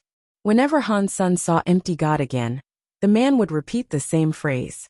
He never said anything else, but his expression seemed to say that Han Sun had no other choice, and that sooner or later, he would have to make a wish. Han Sun knew that if he made a wish, some of his lifespan would be taken by those men that called themselves gods. And the wish he made would be twisted by the so-called gods. Even if the wish came true, he would have to pay too high a price. If he didn't make a wish, though, there was a chance that he and Li Qier would never be able to exit the tower. Han Sun couldn't figure a way out of this dilemma. He couldn't attack Empty God. Li Qier had demonstrated that inability all too well.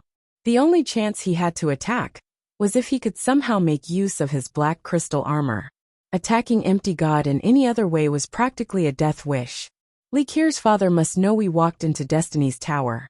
If we don't emerge anytime soon, he will surely come here in search of Likir. Han Sun was placing his chips on Likir's father.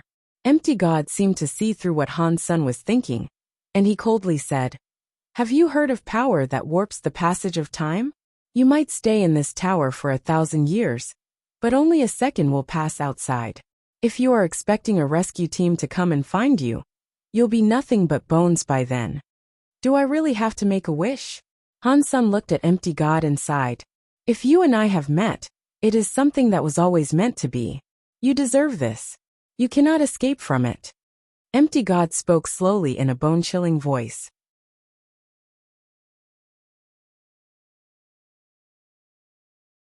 Chapter 2669 Answer of the Origin. It looks like I have no choice except to make a wish. Han Sun started to consider what sort of wish he wanted to make. The last time he made a wish in Destiny's Tower, the statue's eyes had ended up being destroyed. Now it seemed as if it might happen again. Perhaps it would have the same effect. But even if Empty God's eyes exploded, it wouldn't help him much. The statue would still have its power, and it would still threaten Han Sun and shorten his lifespan. No matter what wish I make, unless the black crystal armor attacks him, my lifespan is going to be shortened. Why don't I ask a question I have always wanted to ask instead? Perhaps I can at least learn some useful information out of this, Han Sun thought. Then he looked at Empty God and asked, "Can my wish be a question that you will answer?" "Of course. I can do anything. I can answer any question you seek to ask," Empty God said coldly. "I want to know, are you and I the same? Are you a creature of this universe too? Or do you come from someplace outside the universe? Regardless of the answer, I want to know where God was born," Han Sun said, posing his question. Empty God's eyes flashed. He looked at Han Sun slowly and said, "Are you sure you want to ask me this question? It is useless for you to know this. I told you already that I don't lack anything. But I'm curious about you. If you must make me compose a wish, I would like to know this answer," Han Sun said. Empty God looked at Han Sun and frowned. There were 3 questions. You can only receive the answer for one.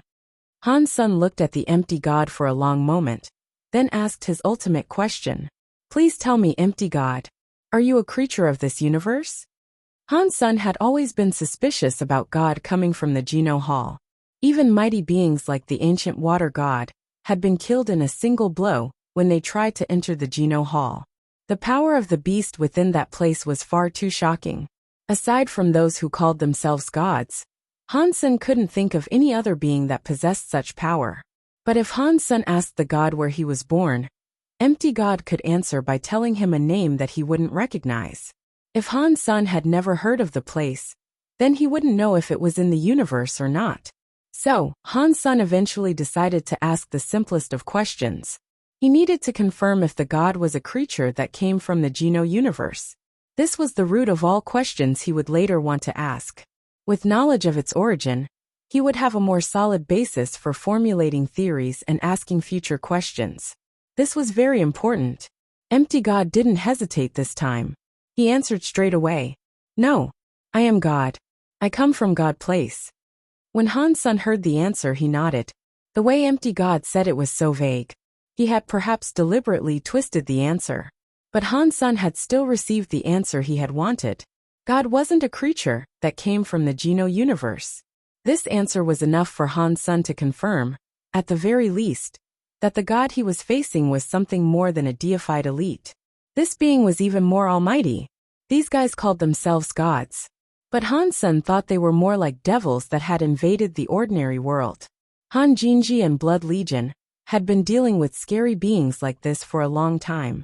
The effort they had put in was unimaginable for normal people. When Han Sun received this answer, he felt his power start to fade away. His power drained so rapidly that it actually physically pulled him toward Empty God. Han Sun had already experienced this before, and he knew it was his lifespan being reduced. But this time, it was fading much faster than it had upon his first wish. He could see his lifespan fading away like an avalanche. Empty God looked at Han Sun coldly. A weird light shone around the statue, making him look both godlike and insubstantial at the same time. A moment later, a century's worth of lifespan had left Han Sen's body. It made Han Sen feel tired and worn out. The drain didn't stop though. Han Sen was now losing years at an even greater speed. Han Sen was prepared to give up a lot of his lifespan, so he didn't mind sacrificing a few years. After all, nabbing secrets right from God's mouth wasn't easy. Han Sen had already received a big boost to his lifespan from the previous God doll. He could accept this kind of loss. But the next second, the black crystal armor inside his Sea of Soul reacted. While Han Sen continued to lose years, the black crystal armor's mysterious presence exploded with energy. That power spread over Han Sen's body. The spreading black crystal armor gave Han Sen a unique feeling. It was as if someone's presence was surrounding him. Han Sen was quite familiar with this presence. He tried to think it over, and he finally remembered where he had felt that presence before. It was the same presence he had sensed when the black crystal armor blew up the statue of the previous god. Han Sen didn't have time to think. The black crystal armor glowed with a strange godly light. It flew out of the Sea of Soul, then punched Empty God, who was still sitting atop the stone platform. Empty God had been blithely sucking in Han Sen's lifespan, without ever realizing that something like this might happen. Plus, he hadn't even realized that there was a power out there that could harm him. So, he hadn't remained vigilant against a sudden attack. He had grown lax in his security. Pang! What Han Sen had witnessed before was now happening again. Under the tremendous force of the crystal armor's punch, Empty God's body shattered. A massive surge of life force rose from the crumbling statue. Lifespan +1. Lifespan +1. The announcement of his lifespan increasing repeated over and over. That new power entered Han Sen's body, stretching out his potential lifespan. At the same moment that the god doll was destroyed, in a hall inside an empty realm, Empty God's eyes blazed with terrible fury. And he said, "Sky Armor Power. Sky Armor God. I only destroyed your god doll's eyes. How dare you destroy my god doll? This isn't over yet." Han Sen had no idea. But due to these meetings, he had started a fight between two gods. The black crystal armor returned to Han Sen's Sea of Soul. Han Sen had gained more than 1,000 years of additional lifespan. Of course, if you're going to become rich overnight, I guess killing a god is a reasonable way to do so. Han Sen was delighted by this result. After all, he had just received a big boost to his lifespan, and a great deal of life force. His whole body was brimming with a scary presence. Han Sen didn't dare stay in Destiny's Tower a minute longer. He picked up Li Kier, and resumed his flight down the stairs. This time, when he reached the first floor, he encountered the door that would lead him outside. There were no more stairs leading down, keeping him inside a loop. What just happened? Li Kier, who had been unconscious up to this point, slowly shook herself awake. I'm not really no. That geezer was a bit weird, wasn't he? After you punched him, you got blasted into a wall and you passed out. But the man was shattered into bits, and he became a pile of rubble, Han Sen said, lying to Li Kier with a straight face. How could that happen? Li Kier looked at Han Sen with suspicion. She didn't believe his story, but she couldn't be certain from his thoughts whether he was lying or not. She went back into the tower, and at the top floor, she saw a pile of rubble just like Han Sen had described.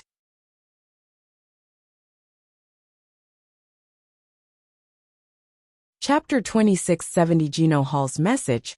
Although Li Kier was a little bit confused, and continued to search through the tower, she failed to find anything particularly suspicious.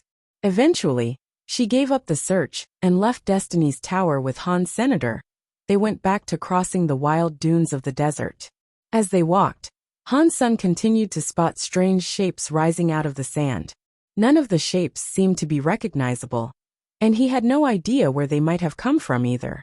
After they reached an oasis, Li Kier told Han Sen, "The dimensional space here is more stable, so you can open the core area door from here. You won't be dragged into the anti-material world." Han Sen thanked Li Kier, then tried to open his core door. This time, the core door opened like usual. Han Sen entered the core area again. Han Sun wanted to go to the core area because once he entered, he would be far away from Li Qier and Exquisite. They would be unable to feel his thoughts, and Han Sun could practice his secret Geno arts in privacy and safety. He wouldn't be spied on. Han Sun hadn't dared to practice his true Geno arts in outer sky. If he had, the secrets of his 4 sacred Geno arts would have been revealed to Li Qier and Exquisite. That would needlessly complicate his life, he believed. So for the duration of his stay in outer sky, Han Sun spent his time practicing the Geno arts Exquisite had given to him. Out of the Geno arts in his private roster, he only practiced the story of genes. The rebate and Sky Palace already knew about its existence. And if they knew, so did the Very High. There was no point in hiding it. And it didn't matter if the 2 Very High women saw the story of genes. Aside from Han Sun, no other person could learn it. Once he was in the core area, though, Han Sun could practice his other Geno arts. But that wasn't the only reason he had come. He wanted to practice heart connection. If he couldn't use beast souls in the upcoming silkworm battles, that might be his only attack that could deal damage to his deified nemesis, Shale. In addition, Han Sun also wanted to meet up with Gu Qingqing and Elysian Moon. He wanted them to do something on his behalf. Fortunately, Gu Qingqing and Elysian Moon had already been practicing in the core area, and they weren't too far from Han Sun's position. Han Sun quickly contacted them and arranged a meeting. How does it feel to be a pet of the pretty ladies in the Very High? Elysian Moon mocked Han Sun with a smile. It feels terrible. It's like I'm naked 24/7. I have no privacy at all, Han Sun glumly admitted. You have come looking for us in a rush. Did something happen? Elysian Moon could tell that something must have gone wrong. I have a Geno art, but I'm not sure what it does. I can't leave the Very High, and I can't risk trying it myself. So, I want you to take this Geno art and find someone. Have him take a look at it, and figure out if it is useful, Han Sun said. Then he passed his Xian Yellow Sutra to Gu Qingqing. Who should we give it to? Gu Qingqing asked as she accepted the Xian Yellow Sutra. There is a man called Mr. White among the Extreme King. I have a way to contact him. But with my current circumstances and my soured relationship with the Extreme King, meeting him might prove difficult. So you guys need to be careful. After you have contacted him, make sure you are safe. And make sure you listen to what Mr. White tells you, Han Sun told Gu Qingqing. He quickly explained how the women could get in touch with Mr. White. Han Sun only wanted to know what might happen if he activated the Xian Yellow Sutra. If there were no issues that could arise from it, he could just use it freely. He wouldn't even need to practice it either. He only had to perform his Blood Pulse Sutra in reverse, as that was what the Xian Yellow Sutra taught. After Gu Qingqing and Elysian Moon left, Han Sun found a quiet place to practice heart connection in the core area.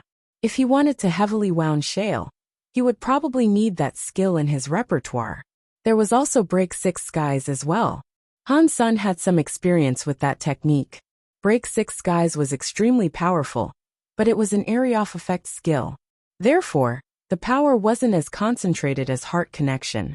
But it was still one of the strongest Geno arts Han Sun possessed. Things didn't seem to have gone smoothly for the 2 women. Han Sun waited 4 days before Elysian Moon, and Gu Qingqing returned to the core area. I gave the items to Mr. White. He said he would need some time to investigate. You can expect a response in 2 weeks, Gu Qingqing said. 2 weeks? Han Sun couldn't help but shake his head in dismay. There were only 3 days left until the silkworm bouts began. If it took 2 weeks to get the results back from Mr. White, he wouldn't be able to use the Geno art in the fights. But Han Sun hadn't planned to use the Blood Pulse Sutra in the upcoming fights anyway, so he wasn't too disappointed. Han Sun asked Gu Qingqing about Planet Eclipse and the situation with Sky Palace. Then he practiced his Geno arts for another couple of days. When his time was up, he departed the core area. Why did it take you so long to come back?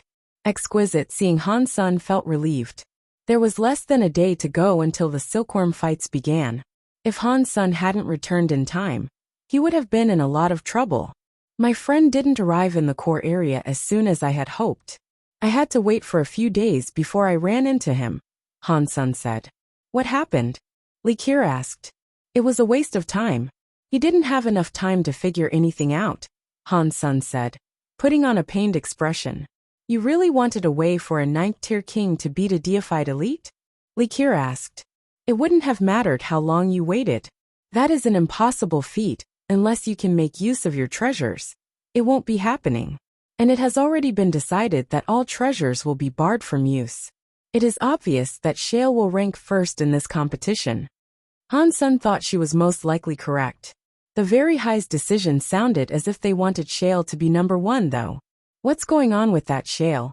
They're pretty much handing him the number 1 spot. Why? Han Sun asked, looking at Li Qiu. Time is almost up. We need to go to the valley and join the silkworm bout. Let's talk while we walk, Li Qiu said. And then she quickly departed the oasis. As they traveled back across the sand, Li Qiu explained the situation to Han Senator, because Shale was born deified and possessed a 10 armor talent. He might become a true god, assuming he had enough resources and a little luck. The most important thing was that the Very High man who had signed a contract with Shale was a very important figure too. The Very High seemed to be grooming him to be the very best. They wanted him to be capable of fighting and breaking open the Geno Hall. So, even the man's silkworm would receive the best care possible to boost the Very High man's chances. The Very High want access to the Geno Hall too? What is inside the Geno Hall? Han Sun asked with curiosity. I don't know. One of our ancestors entered the Geno Hall and brought back some information regarding the place. But the information he provided us was very vague. It was like there was someone that wanted us to come to the Geno Hall. And I think they were asking for help, Li Qiu said. I thought that getting into the Geno Hall meant you would become a god. Why would someone inside signal for help? Han Sun asked with confusion. That is what we want to find out. But we have yet to find an answer, Li Qiu said.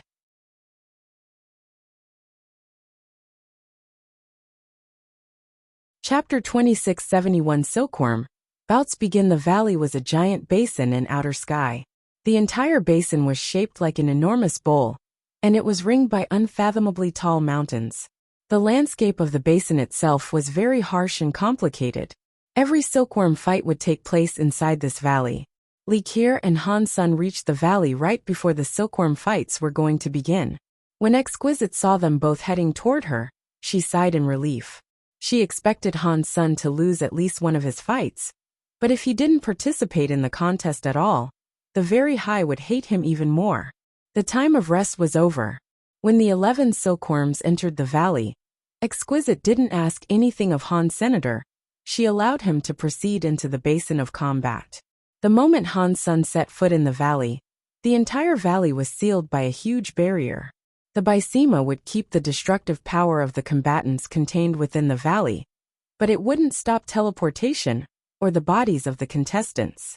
If the silkworms teleported outside the seal, they would immediately lose the fight. When the silkworm fights began, few Very High had come to watch the fights. Only the masters of the 12 silkworms actually showed up in person.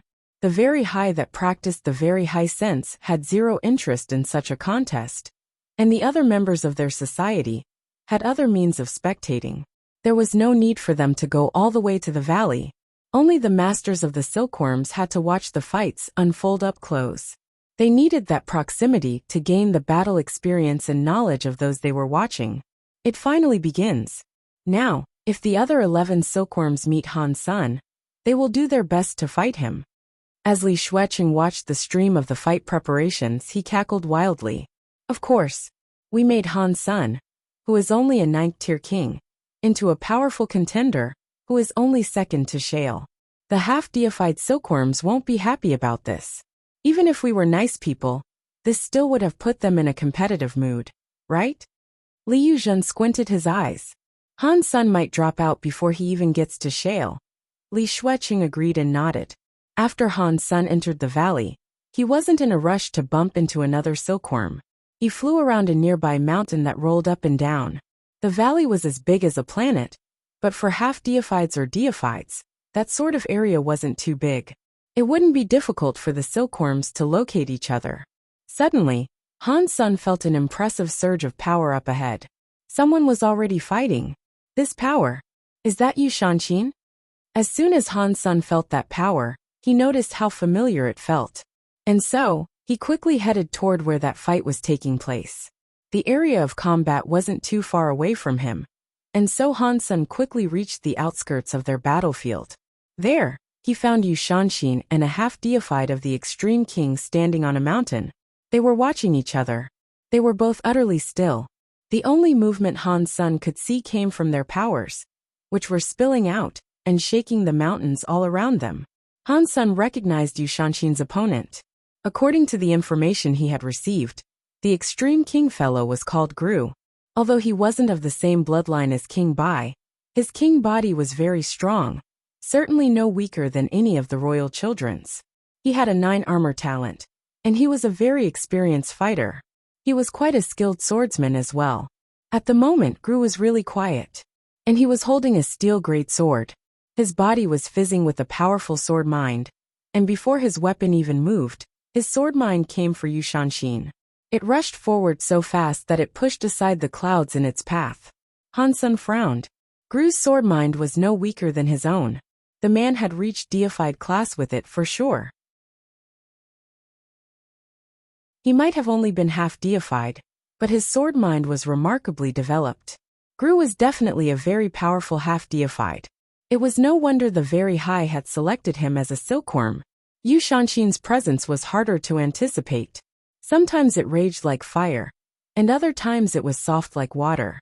It made it very difficult for those watching to determine what sort of power he had. It is fortunate I'm getting to watch this fight. It means I can observe Yu Shanxin and see what extreme evil path can do. Han Sun maintained a careful distance from the battlefield, so he could observe without getting caught up in the fight. Yu Shanxin, I have heard you being called the strongest non-deified in the universe. I Gru. I'm going to see what is so special about your extreme evil path. Gru looked at Yu Shanxin coldly as he spoke. Gru didn't like Yu Shanxin for one simple reason. The Extreme King were supposed to be one of the top 3 races of the universe, but they didn't have any half-deifieds that were as strong as Yu Shanxin from Sky Palace. Now the Silkworm bouts had given him a chance to fight Yu Shanxin. In truth, he wanted to take this opportunity to kill Yu Shanxin. People who say such things are too kind. I assure you that those comments are not true. Compared to the illustrious Extreme King, I'm nothing noteworthy. Yu Shanxin smiled coldly. Huh. Let's fight and see. Gru didn't plan on letting Yu Shanxin go that easily. His sword mind rose as he gripped his steel greatsword, and a sword light spread across the sky as it headed for Yu Shanxin. The silkworm fights didn't permit the use of treasures, so the steel greatsword must have been Gru's gene weapon. As the sword moved through the air, even Han Sun was surprised by its power. The Extreme King's sword skills and sword mind were no worse than his own. But Han Sun didn't think a strike like this would be enough to defeat Yu Shanxin. He stared at Yu Shanxin, wanting to see how he might deal with such an attack. Yu Shanxin's body remained motionless. When the sword light came down, Yu Shanxin reached out both hands, as if he wanted to catch the sword light. The sword light stopped when it encountered Yu Shanxin's hands, but the power of the strike was too great. While Yu Shanxin's hands had succeeded in stopping the attack, the raw force of the blow still knocked his body back. Pang! Yu Shanxin was pushed back through the barrier of the valley. He lost the silkworm fight. The silkworm bout had few rules, but there was one rule that all the contestants knew. Whoever left the valley first would be put in last place. Yu Shanxin had been the first to get knocked out of the valley, and so he was going to be number 12. Han Sun was befuddled. What the hell is wrong with Yu Shanxin? Gru is very strong, but there is no way Yu Shanxin is that much weaker than him. How did he get blown away by that attack? He must have done that deliberately. I cannot believe this. Even if he couldn't have reached first place, there were many rewards that he could have earned by reaching the top 5. Why would he just throw everything away and give up? Gru didn't believe Yu Shanxin was that weak either. The man had been launched beyond the seal by a single attack. But Yu Shanxin was already out of the valley, and Gru could no longer chase after him. So the Extreme King turned his head to look at Han Sr. If Yu Shanxin was too much of a chicken to fight me properly, then you can fight me. You're also from Sky Palace after all. It will be good to test the mettle of your people. Gru looked at Han Sen's body. Han Sen hadn't expected the situation to change so quickly.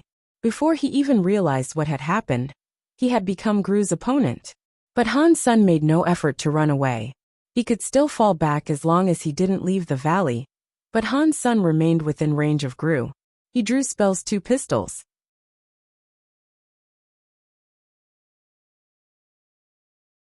Chapter 2672 Swordheart area. Seeing Han Sen preparing to strike, the very high who were watching the fight suddenly felt very awake.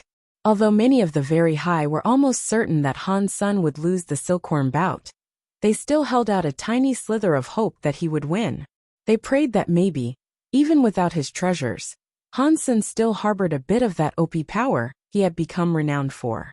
I would consider Gru's power to be middle of the road out of the 12 silkworms. He can be a whetstone for other silkworms to grind against, and he will be an excellent demonstration of Han Sen's strength. Liu Zhen looked excited as he stared at the video. Li Shuiqing looked nervous as he said, "As long as Han Sen doesn't reach first place, anyone else can claim the metaphorical throne. I do think we may have overreached with our gamble though."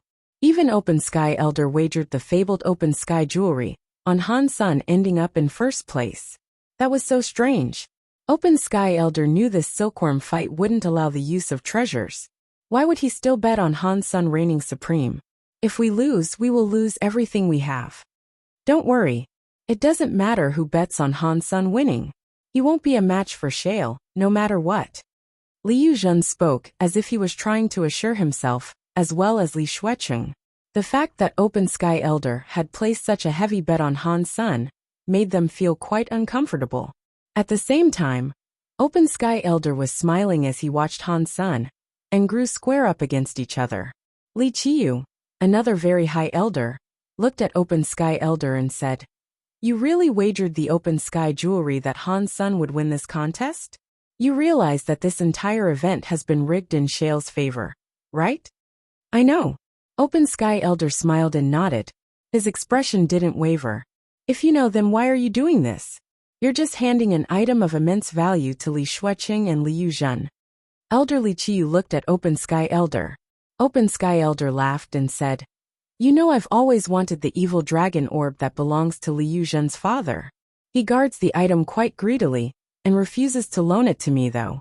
Therefore, I had to think outside the box to come up with a way to get my mitts on it. If Liu Zhen loses this bet, will he really be able to fork over materials worth the price of the Open Sky jewelry on his own? No. Therefore, he will have to go and see his father. He will undoubtedly have to give up the evil dragon orb. But with Shale here, how could they lose?" Qiyu Elder couldn't understand what Open Sky Elder was thinking. What if Shale isn't fighting at full strength right now? Open Sky Elder smiled at the other man as he spoke. "Not at full strength? What do you mean?" Qiyu Elder asked, entirely confused. Open Sky Elder laughed and said, "Remember when Shale went to Demon Lake to hunt down Xenogeniacs? I had a business matter that took me there at the same time. And there, I saw Shale get his hands on something precious." "What did he get from Demon Lake?" Qiyu Elder wondered out loud. Then his eyes widened and he said hoarsely, "Did he get demon fruit?" Open Sky Elder nodded and laughed. "I saw Shale holding the demon fruit in his own hands. And then I watched him eat it." Qiyu Elder looked at the valley in the video in shock. He was trying to see where Shale was. As he searched, he said, "Does that mean Shale has fallen from deified status?" Of course. Demon fruit is a treasure from the anti-material world. Even a born deified cannot withstand its effects. Shale has been brought down from deified to king class. The demon fruit's demon baby god can do miraculous things. And even though Shale has become king class, his potential has been increased a level. He already had a 10 armor talent. So after getting the demon fruit, he sacrificed his deified level for another armor talent. Although his 11 armor talent isn't genuine like the ones in the legends, it is still a very rare talent level. You won't find anyone else like this in the entire universe. After pausing, Open Sky Elder went on to say, "Now that he's taken in the demon baby god, it will be a long time before Shale becomes a deified again. There is now a high chance that Han Sen will win this fight." If you knew what had happened, why didn't you tell me sooner? If I had known, I would have increased my bet. I would have enjoyed causing more problems for Liu Zhen and Li Shuecheng. Open Sky Elder shook his head and said, I'm still gambling. Although Shale isn't deified anymore, he still has the will of a deified. I'm not sure if Han Sun can win. Plus, the other silkworms aren't weaklings either. Fortunately, Yu Shanqing quit the silkworm bouts. Otherwise, Han Sen's chances of reaching first place would have been greatly decreased. Qiyu thought about it, and deduced that Open Sky Elder was most likely correct. Although Shale wasn't deified anymore, Han Sun still might not be able to reach first place. Open Sky Elder wanted to make a bet, but the end of this fight was still uncertain. Gru's sword mine shook the sky. The steel greatsword came slashing toward Han Sun, just as it had been swung toward Yu Shanqing earlier. Now that Han Sun was facing that attack himself, he realized just how scary it was. That sword mine was like a knife hitting the galaxy. It felt like an entire galaxy might buckle under its weight. And Han Sun was opposing that strike with only his body. Yu Shanqing was able to use his hands to hold back that sword light. The fitness of his body couldn't be any weaker than mine. Yu Shanqing was a scary guy. As he considered the attack, Han Sen's body moved on its own. He vanished, and Gru's attack was now slashing toward empty air. Han Sun had employed God's Wander. Han Sun emerged on the other side of Gru.